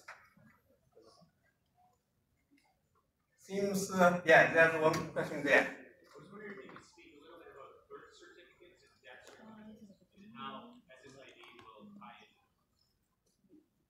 So the question is birth certificate and the death certificate. How our project is associated with that, right? So that's the dynamic piece. That's really important. I think he asked a very good question. Like if you don't have a dynamic piece, once you have the identity, it's forever. Like it's static data. You have to somehow put a timestamp on the identity data. Say this valid for maybe few months or for a year. Really depends on the use case. And once it's expired in the timestamp, you have to check again. So for the birth certificate and the death certificate, maybe what you can do is you can say every year. Okay, so I just put number. Like every year you have to check if you're still alive. And then after 1 year, this local proof, this timestamp is expired. It has to go to the source again to check. So that should be solving this problem. So it's the dynamic piece we're talking about. Maybe we have. Oh, that's good. We still have some 3 questions. Maybe. Come on. Any questions? Here. If no question, I don't want to hold the stage. So thank you, everyone. If you have more questions, ask me later. Okay?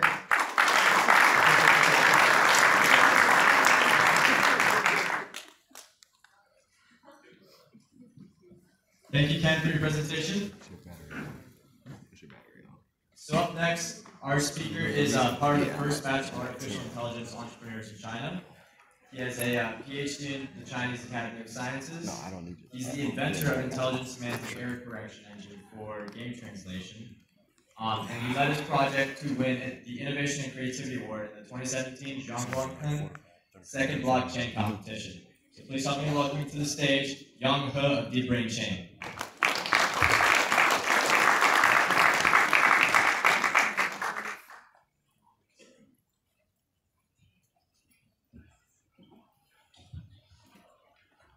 Good afternoon, everyone. My name is Yang He. I'm from China. I'm CEO of Deep Brain Chain. Deep Brain Chain is a non-profit registered organization registered in Singapore. If you ask me what is Deep Brain Chain, summarize it in one sentence. Deep Brain Chain is an artificial intelligence computing platform powered by blockchain.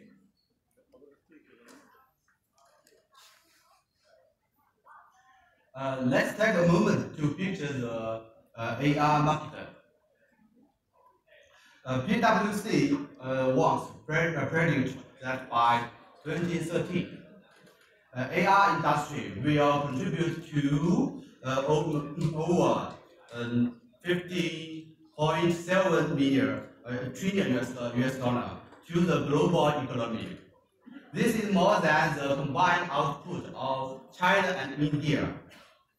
This shows that how big the AR market is. Essential research shows that AR has the potential to boost the population probability by an average of 38% to 2035. Currently, the total investment in AR has already exceeded 100 billion US dollar. However, the cost of the AR company is usually as great.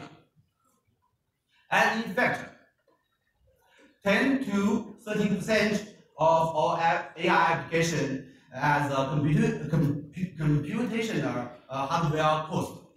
For a single AlphaGo system costs 25 million US dollar and use 1,920 CPUs and 218 GPUs. Okay, this is where Deep Brain Chain comes in. It empowers the whole AI industry. It can bring AI companies up to 17% saving on computing costs. DBC has 3 core features. First, smart nodes. Second, high security. Third, scalability. What are smart nodes? Different mining nodes will compute to deploy AR container. Miners of smart nodes are ready to process efficiently. What does high security mean? The current AR processing is vulnerable to security threats and data leakage. DBC provides a security illustrated environment and where data and AR modes can be stored. All DBC data is encrypted. Every load is clocked. We can give value to your data. We control ownership of data while allowing people to buy and sell data usage rights, thus creating huge data market. This combined with the right incentive mechanism, giving data providers enough reason to share data, creating a network effect. As more people share data will no longer be the bottleneck in the AI industry. What is scalability? AI processors provide powerful processing capabilities. DBC is collaborating with chip manufacturers to apply AI processors.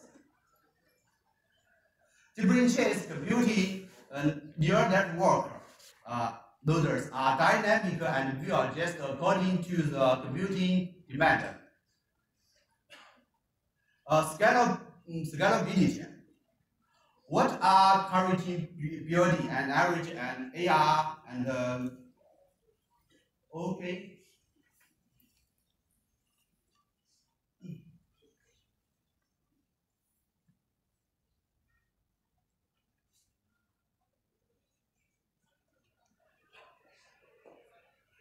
Okay, scalability. Okay.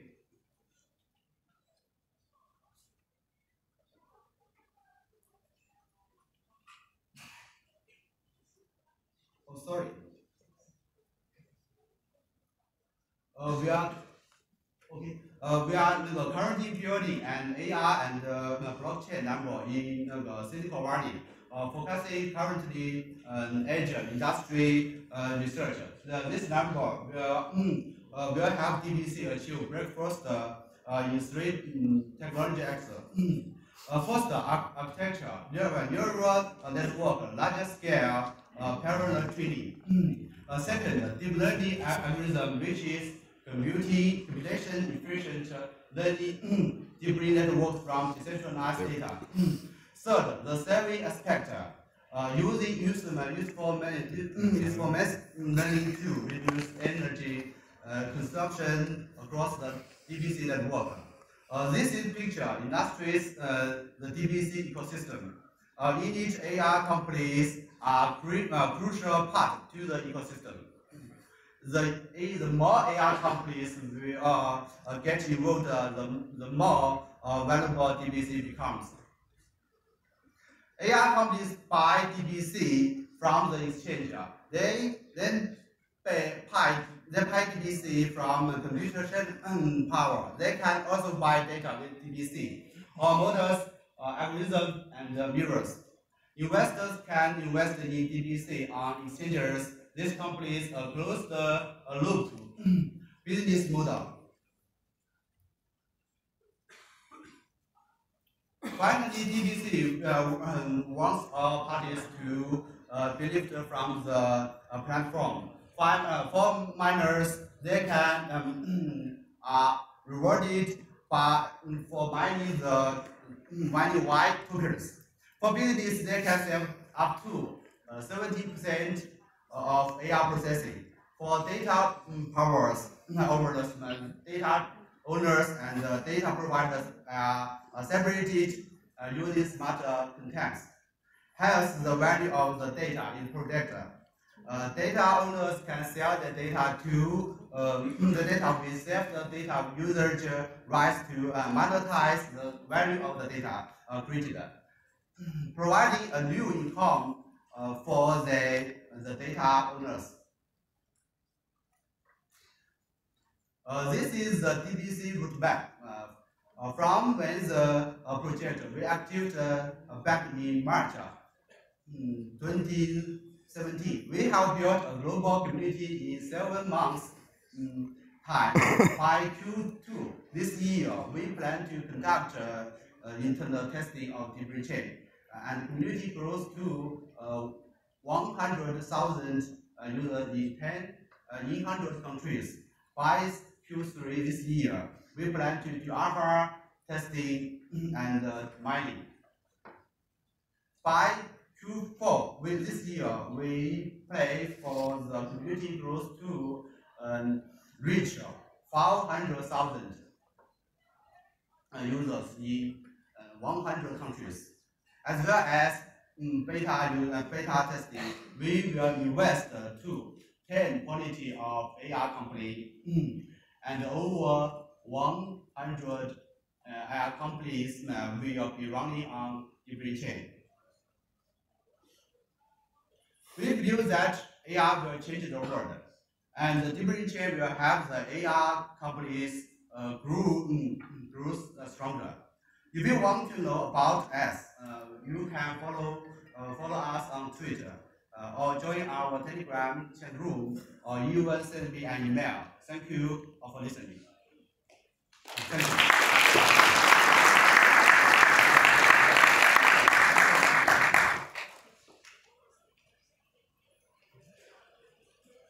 You might know that AlphaGo beat 5 world champions of Go, making itself one of the greatest Go players of all time. But have you any idea how much it costs for the AI to play just one game? $3,000. Given the number of games played to train it, the cost was astronomical.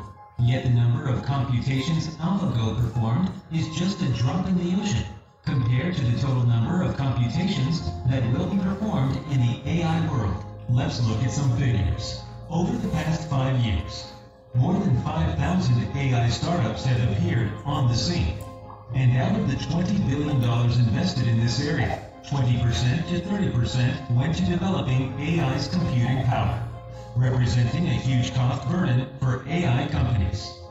That's where Deep Brain Chain can be a game changer. Deep Brain Chain is the world's first AI computing platform powered by blockchain. Its token DBC has issued as the means of payment in the Deep Brain ecosystem. AI companies can use DBC to purchase AI services on Deep Brain's platforms, including AI computing power trading platform, AI data transaction platform, AI algorithms trading platform, AI models trading platform, AI containers trading platform, and AI apps trading platform. It solves 2 of the major problems in the AI industry. First, Deep Brain Chain is a decentralized neural network that spreads companies' computational demand out to millions of nodes around the world. Nodes that successfully deploy mirror images will be rewarded with DBC. Companies only need to pay a small amount of GAS to purchase computing services, thus saving a lot of money. Second, Deep Brain Chain is a safe and secure data transaction platform. Trading parties don't have to worry about data leakage or data being resold. Using blockchain technology, we separate data ownership from the right to use data, thus unleashing the huge potential of data. Deep Brain Chain allows all participants to get the maximum value. The era of AI is coming. At Deep Brain Chain, we enable and empower.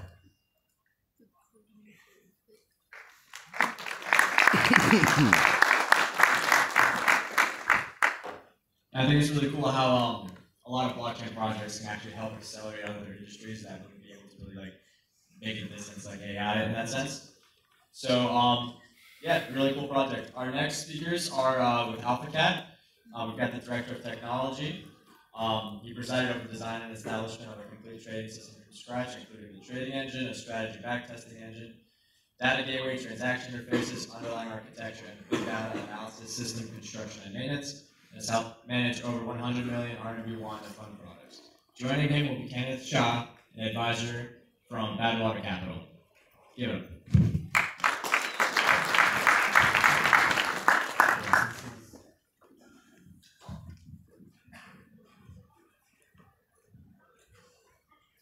Good. Okay. Hi everyone. Good to see you all here. So we're here to introduce AlphaCat, which is a decentralized algorithmic trading platform. Led by Dr. Li Bing, who unfortunately couldn't be with us today. He's an ex-director of the trading floor at UBS. Right now the team has around 20 or so researchers who are working on a variety of proprietary algorithms They've raised over 80 million RMB to date in equity funding, and we're here to talk today about their blockchain project.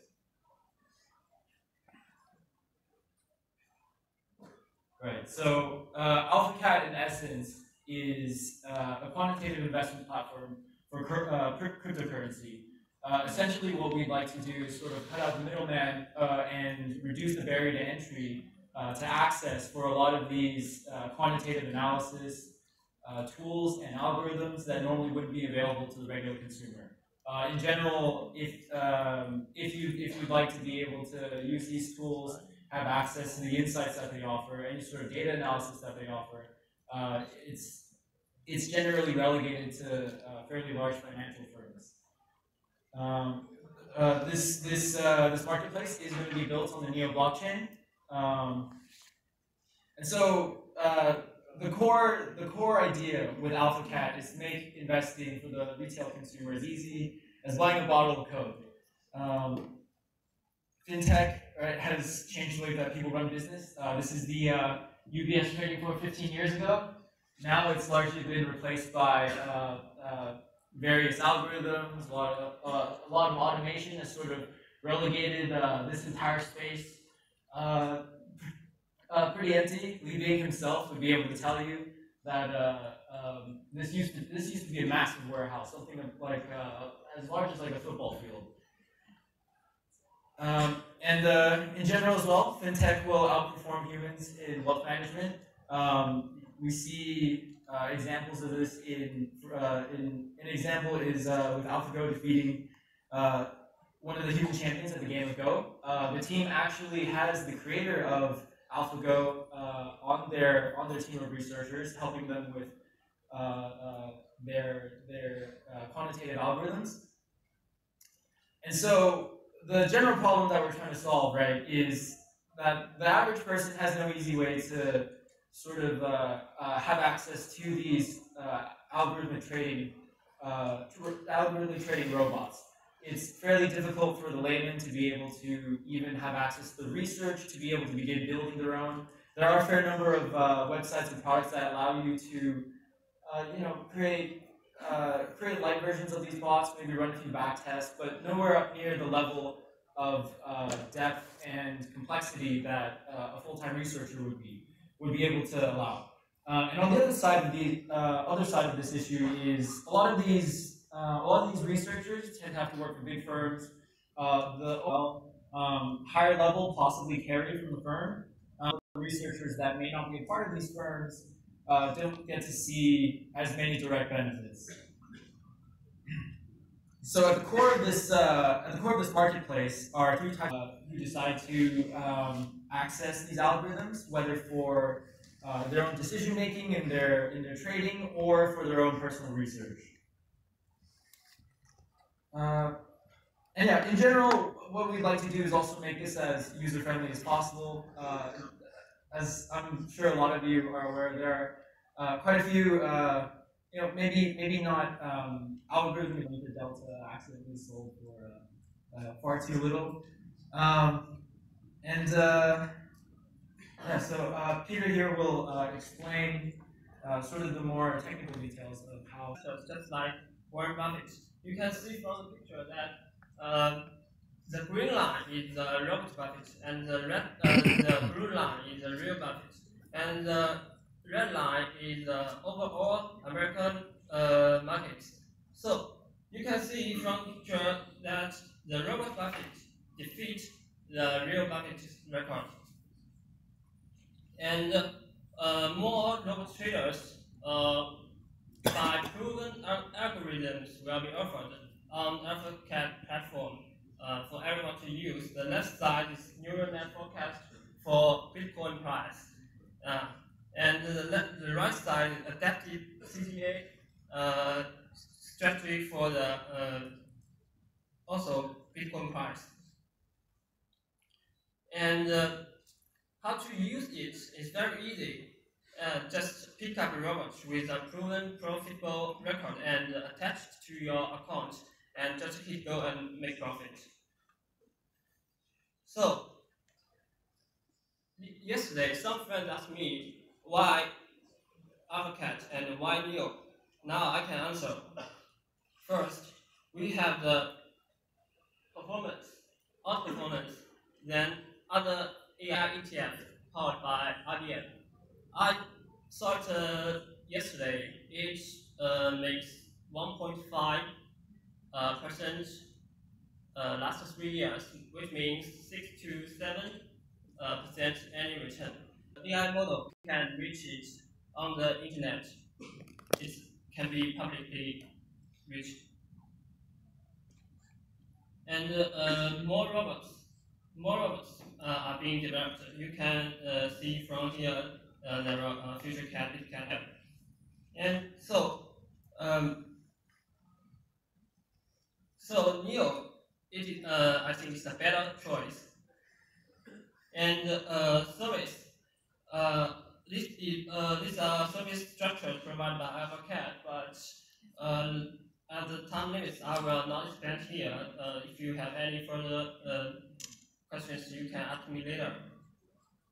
And we have 4 patents in fintech issued by the USPTO. The first is market natural stock pairing trading model, and the second is automatic analysis of financial assets. The third is general timing based on artificial neural network. It's used for financial product prediction system and investment graphic automatic search system for technical analysis. And our flagship fund of our flagship robot, the AlphaCat #1, has won the ECI Gold Award for Science and Technology Innovation in 2016. And here our team includes many experts from in fintech, AI, and big data. We have our leader, Li Bing. He has gained his PhD in physics from New York University and has more than 21 years of experience in financial industry and quantitative trading in Wall Street. He was vice president at Merrill Lynch and executive director, head of global strategy trading group, and at UBS. And he co-founded AAStocks.com, which is now the most popular financial website in Hong Kong. And he has managed more than $10 billion US. And here we have done many business relationships with some financial institutions. Most of them are Chinese security and future companies. And here, these are our cooperative partners. You can see a Neo on-chain, chain founder, next blockchain. And since we launched our project, we received more than 20 institution investors and individual investors. Also, we welcome everyone who wants to help us to reach the same vision to make make investing as easy as possible. And our AlphaCat token has done ICO 2 weeks ago. And here is our AlphaCat token flow in our platform. Right. And we think AlphaCat will lead us to decentralization or quantification of the future. And we can recall the Uncle Da yesterday said about the smart economy. That is, they are digitalized and programmable and trustless. I think AlphaCat has the same vision. Yeah. Seeing as we also have a little bit of time, I wanted to talk a bit more about sort of our rollout too. We believe more in research-backed forecasting as opposed to sort of the usual crowdsourced predictive markets. And so what we'll be doing is gradually rolling out an invite program. We're going to be seeding our own algorithms to begin with to set sort of a standard for how the process will work.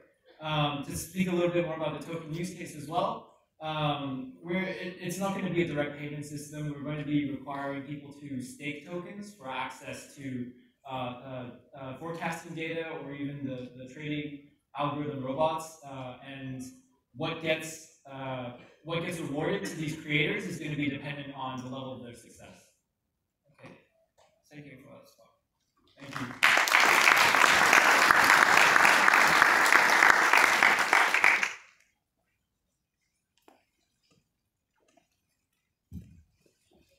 Awesome. So while we're waiting for the next speaker to get mic'd up, it's probably a good time to tell you guys to make sure that you're writing your email on your badges and then handing them over to the ontology table so you can get those airdrop tokens. Airdrop. It won't be automatic, and if you want to keep your badge, you just have to, I think, write a R or something on it, or just write your email on a separate sheet of paper, but make sure you're getting those ontology tokens. God, these people are funny. It's like you missed them. So, great. Okay. These people are funny. So our next speaker is a former AntShares overseas manager. He led AntShares' global token sale campaign. He's a co-founder of 4ER PR, China's top marketing and consultancy firm for crypto marketing projects. And he's got a ton of clients in the top 100 list of market cap coins. He's the founder of Trinity, so help me welcome Li Yiling.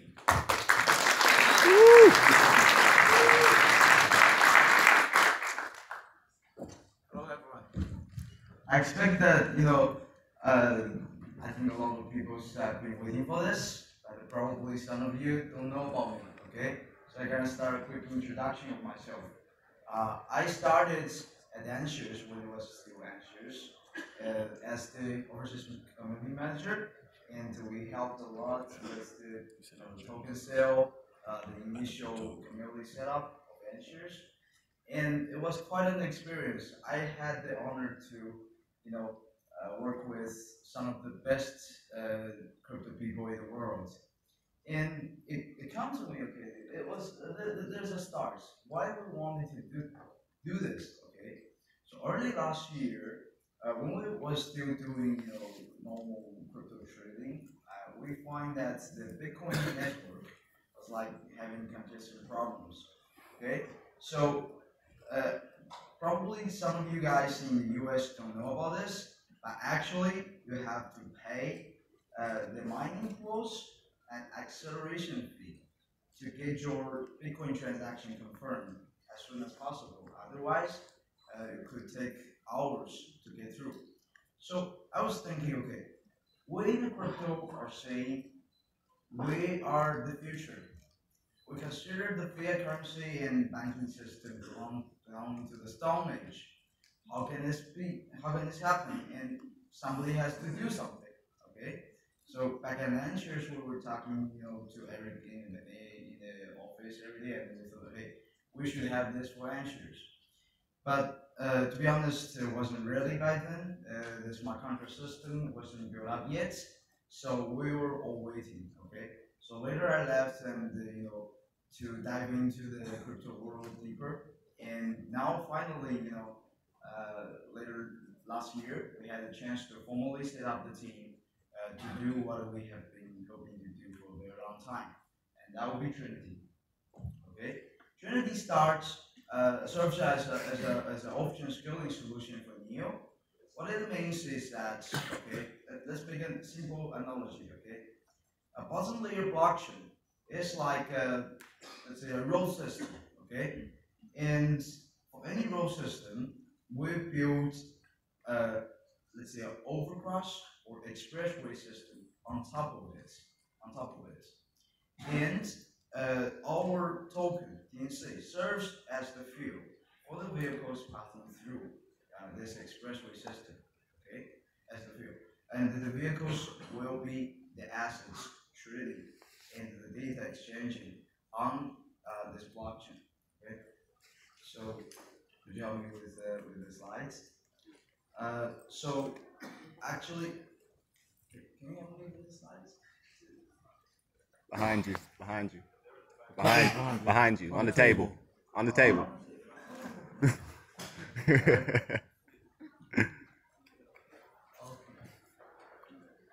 go back a little bit. So many people ask me, why does NEO need Trinity? Why does it need option scaling? NEO currently is the best for performing public blockchain in the world. It has a very high transaction throughput. Why does it need it? Actually, any public blockchain needs option scaling because, in our opinion, it is impossible to solve the public problem once and for all, no matter how high your transaction throughput will be. Because not just for the simple transactions you are making on the blockchain, every operation logic is being implemented on a blockchain through the form of a transaction. So that means you will be having, an astronomical number of transactions required. Okay, so that's the first thing we do. That second thing is we're currently facing a problem. Is okay, we see a lot of ecosystem partners joining NEO, and we estimate that they will be building a fantastic system, and we will have users trying to purchase their services or products, but the idea of purchasing their tokens through a traditional centralized exchange, withdraw it to a wallet, and spend it through an on-chain transaction wallet, that would be very troublesome. So the idea of Trinity is also to enable you guys can easily swap your TNC or NEO into your desired app token and then send it through the state channel. Okay. So state channel, this is a very interesting fact. Because I believe state channel, the notion of state channel, the term, was firstly proposed by Eternity. I was I gave the name of state channel in Chinese, and I'm on the first to introduce Eternity to the Chinese audience. Apart from that, I think state channel technology hasn't reached its full potential. So we are bringing it together to build this system for NEO. The basic nature of a state channel is that it's a payment gateway between two or multiple trading counterparties, and all the transactions going through these trading counterparties will be private and off-chain. But it's not a centralized system like you are seeing right now with Alipay or WeChat Pay. With every transaction, a new state will be generated, and it will be updated with every other new transaction. So you always have a latest state, and according to the latest state, the blockchain will settle the final balance change. So no matter how many transactions you have between trading counterparties, you only require one transaction to settle it on the blockchain. Okay, but you're still enjoying the merits of a blockchain. That is, you cannot falsify or double spend these transactions. This is some basic introduction of the state channel, but I'm not going any deeper into it. Very soon that we will be updating everything, the basic introduction on GitHub, so you can check it there, and we will have seminars about the technology, and our development team will be giving speeches about it. Okay, that's the interface of the wallet we are developing, and we will soon, launch it and deliver it to the users.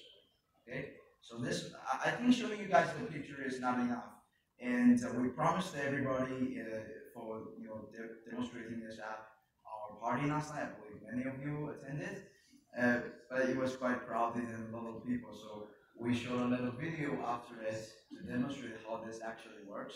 Okay, can you help me with the video?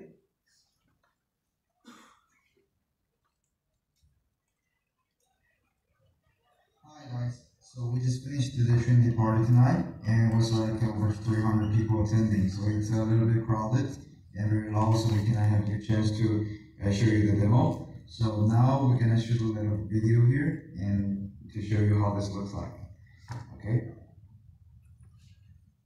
So this will be, well, another demo for the Trinity app. Okay, this is the interface. This is where you can see the action balance. And there's a channel balance where you put your deposit. It is 0 because this wallet has not any state channel yet. This is the address. And on here, you can access all these features. For example, you have like normal on-chain transaction. And this is where you start a state channel with someone else. So we're gonna try it. So we're gonna hit start.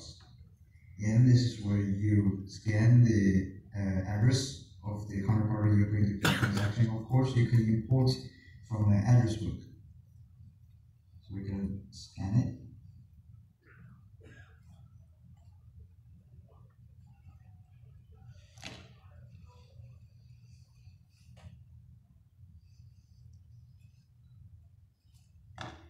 Okay, so now I got the address of the counterparty here.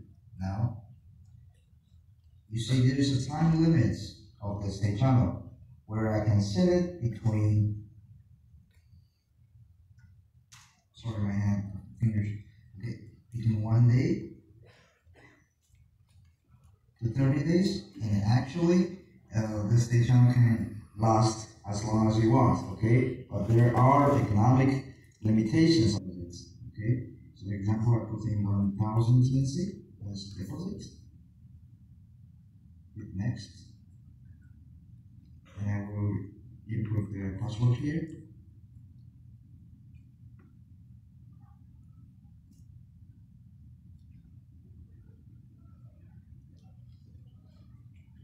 So we start to establish the state channel.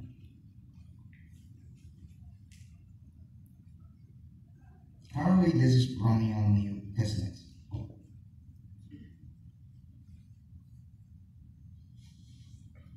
On this side, you can see the channel is, well, yeah, just added a new one. It's opened.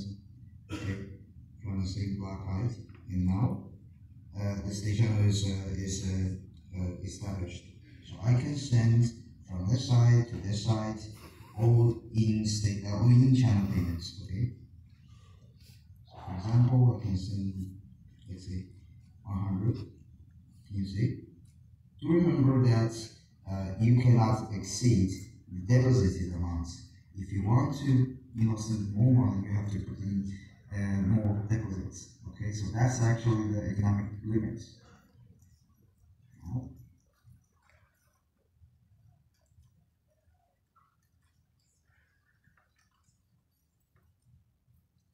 The password part will be on our iOS version. You can use Face ID or Touch ID to activate it. So receives the household sending this with the password again. So that's a success, okay? Instance, and from this side we refresh. So added 100 TNC. Okay, this is the channel thing. So if we go back to the home page, you'll see that we still have 900 TNC in the channel balance, which is serving as a deposit here. On this side, you will see 100 actually has 5 TNC in the channel before, so now it has 105 in the channel balance. Okay, that's considering the wallet already. But let's see, let's show this again. If I want to send it again, let's send it in 50.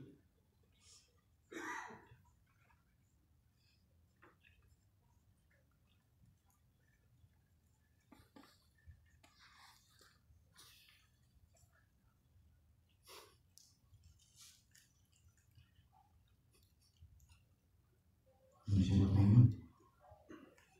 Instant. And there you go. Minus 50 pounds. There you go. Refresh. 50 more. Right?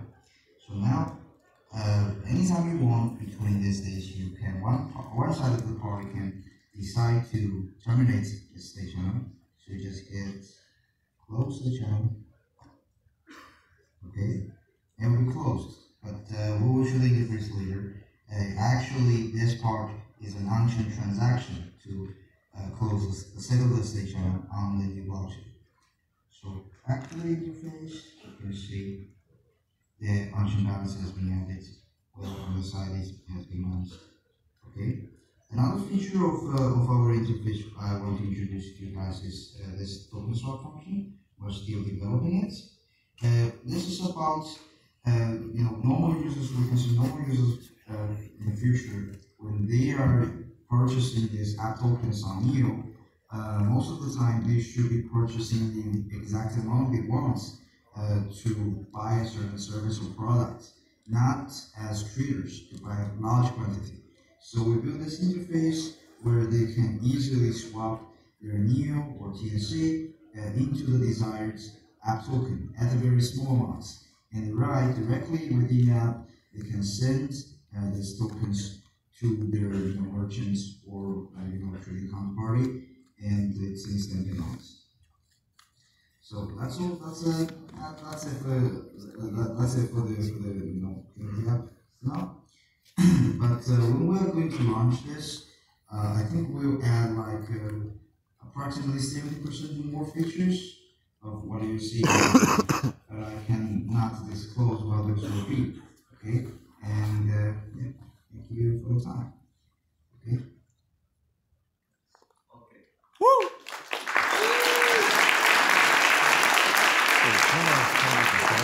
Yeah. Me if that was the first stage I came on you, testing it, and when we're demonstrating it, means that we have it in the laboratory, testing it already long ago. Okay, but when we do it on the mainnet and we deploy on the mainnet, we'll let you guys know. Okay, so some features of our protocol field. Okay? People ask me, why do you need a token? This is a serious question because people also question the reason why you need a token for station. Obviously, I cannot directly call Neo or gas to function as the protocol field. So we pay for the deposit, like you guys have seen. We pay with TNC for transaction fees. Okay, you don't pay normal transaction fees. If the state channel operator is going to charge you this service fee, they have to provide advanced functionalities. So, for example, we start with sort of a VPN before you send to the trading counterparty to provide your anonymity. Okay, and also this can be used to send out all kinds of tokens, not just the UTXO assets or TNC itself, but also other MP5 assets. And like I said, there's a medium of exchange. Example, even in our community, we're asking us, is it possible that we made it into a token that is accepted by ICOs or token sales? Okay, that's out of the scope, but I appreciate people liking this so much. Okay, there are some problems with the current design, like you guys have seen. Okay, it involves a complicated procedure to put in deposit. Deposit is something that people don't like, right? You will have psychological burden. You will also lock down your liquidity. And if you continue with some people for a very long time with the state channel, you have to put in a lot of, let's say, collateral to prevent double spending. So with microtransactions, it's most obvious. Okay, you don't want to pay $2 as a collateral before you will buy $2 coffee. So we're looking for solutions, like we said, possibly with some kind of KYC mechanism. So just like the current existing centralized payment systems, if we have the KYC information, probably we're going to skip this part. The second question is the privacy protection. This functions, at multiple layers, not just with the anonymity of the address, to prevent it to be associated with your real-world identity, also with the state channel operator. So the possible solution is when we decentralize the state channel operating, there are many operators of this. A possible solution is that we make transactions bounce from one another between these operators. So one operator will not be able to see the full history of the transaction. Okay, people were asking us about the roadmap for a very long time because I'm like the only project on the market right now we don't provide a full roadmap before you do the token sale. Actually, we have a set it long ago, and I don't think it is healthy for projects to give us very detailed roadmaps before they actually do it. Or, there are certain things you have to keep secret to increase your competitiveness, right? So this is the roadmap for the protocol. I'm releasing this now, and it should be updated on our website already. Okay. So we start with the core protocol. We start with the public testing on NEO testnet by end of February, right after the Chinese New Year, and I think we will start with the public testing in April. Okay.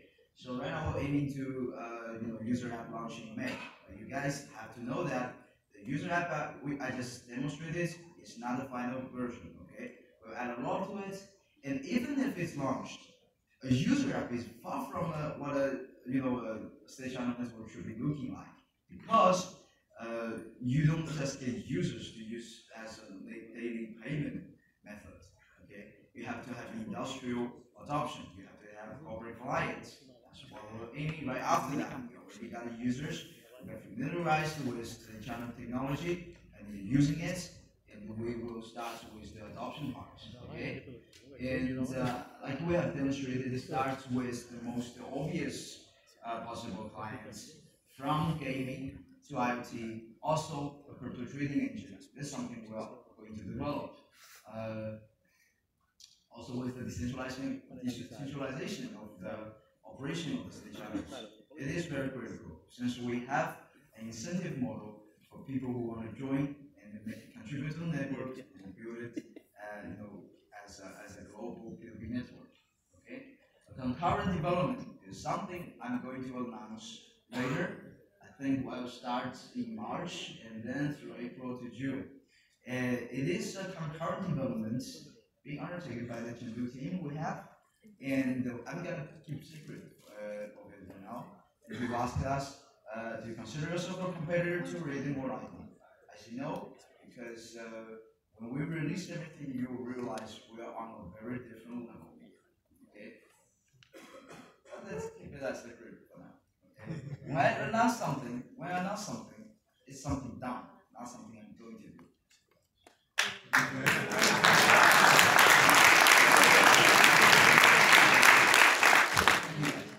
Okay? Business-wise, this is hollow. I'm gonna have to say this is hollow. I'm not giving it names. But when we do it, we're not going to cooperate with any company who smell money in blockchain and come here to rip off the people here. Okay? We're going to cooperate with people who really want to build a better world with us. So we do have someone in mind, and we have clients and knocking our doors and trying to get in. Hey, how do we get the blockchain? But actually, we prefer people come to us individually. They have talents and experience. If it's a working business, normally they have many problems adopting this new technology, especially how to transform their old incentive system to a new one. So we do have some partnerships with project teams within our industry, and it will be very good teams, and we will produce serious progress. Okay, there's the timelines. We're going to announce them. Regarding this pilot projects, this is something very interesting. Because, like I said, we're building the expressway system, and the TNC is the protocol field, right? But who's going to consume it? The vehicles. What's the best vehicle to consume it? We're going to incubate a team to build and demonstrate the usage, the magnificence of state channel. Okay, so regarding the most imminent thing on our community. Okay, so we're close to finish the user system of TCCIP, which is Trinity Community Incentive Contributor Incentive Program. We are covering all aspects. Okay, no matter how to spread the word, you grow our community, videos and articles on it, or you have serious technology contribution, business development contribution. We have a budget for that, and it is also important that through this way we will increase the supply of TSC on the market, and at the same time reward those who help us. Okay. That's fine. I prefer to take a picture, but you don't have to actually. We have better graphs on our website. Yeah. Yeah, very. Okay, I have to admit I advanced our schedule a little bit because original schedule I am going to announce that because you're here. No. We had so in the beginning people were asking, okay, do you guys have a GitHub? Oh, it's empty. No, really. Actually, we have updated quite a lot of contents on our GitHub, and it will be the same, regularly added to the GitHub this time. And probably you will discover the secrets I just mentioned before anyone else. If you know that, and you know the codes, okay, and you check it out. So, and I would like to thank New Council and my former colleagues. Really appreciate that I have this opportunity to present here and also to add to the value of this network. It reminds me of the early days when I was in lectures. People come to me and say, "Hey, is this really going to work? Who did you copy? Who did you fork?" I said, "No, actually," I said, "it's a completely original public blockchain from China. It's going to have the second working independent smart contract system in the world." Nobody believed. And look at where we are right now. And I do believe that the visions of the new council and as general the new community to build this ecosystem into drive into a better future and really to shape the world. So when we look back from a few years later, we will be so grateful for everything. Okay? Thank you guys.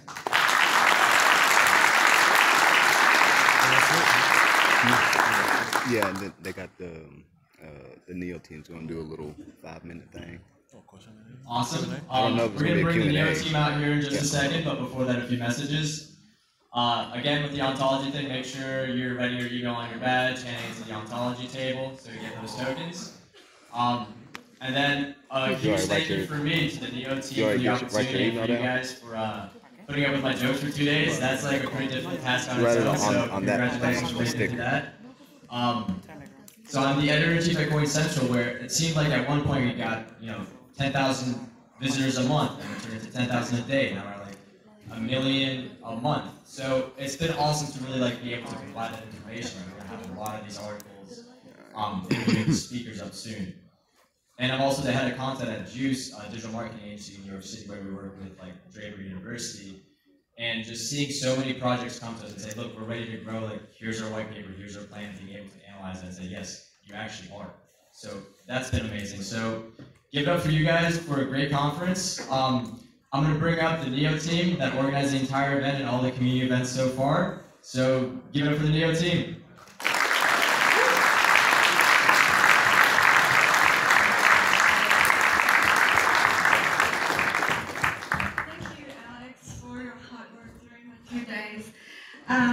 Thank you, everybody. So as we are finishing the conference, the 2-day conference, I would like to introduce everybody, the organizing team of this event.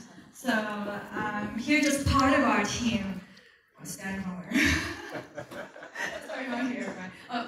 First of all, myself, my name is Katerina Zhang Chinese name. I'm in charge for marketing and communication at NEO. So this is Tony, and Tony is the General Secretary of NEO Council.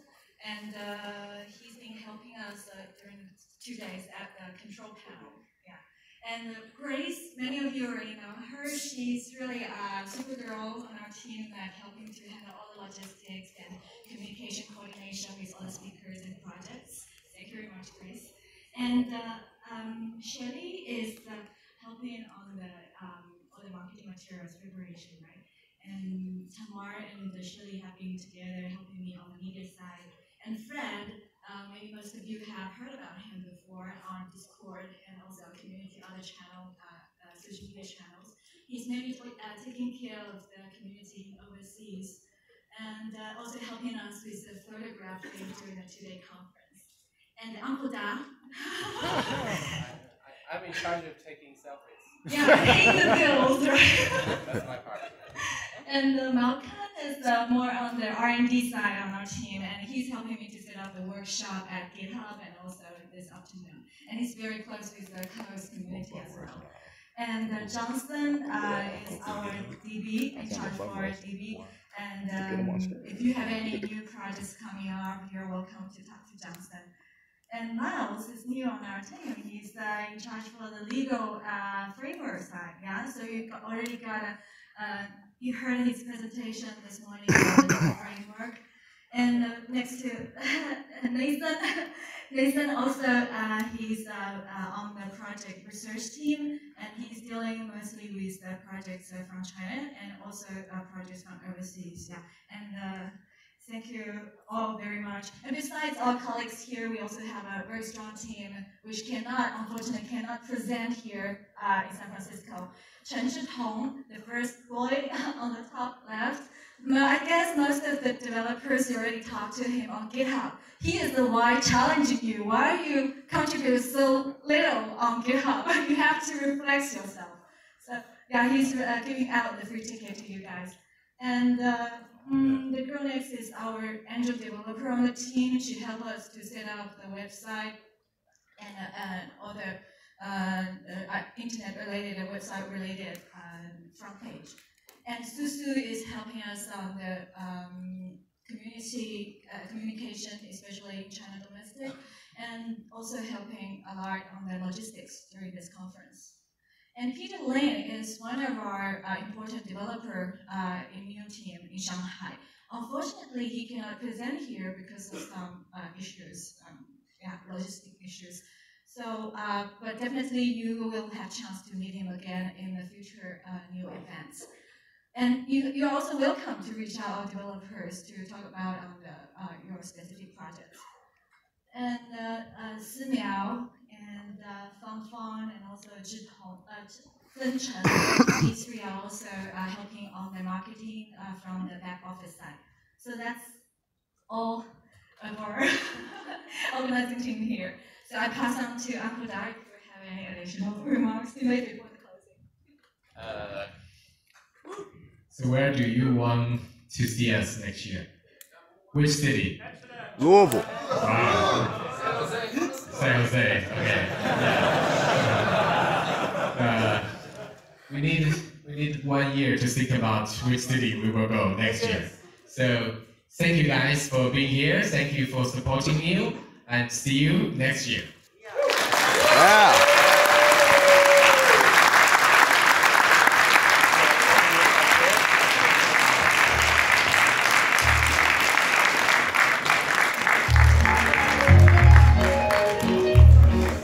Uncle Doc, can I get a video with you real quick? Selfie? Yeah. Oh, I'm on a live stream, so it's like a video selfie.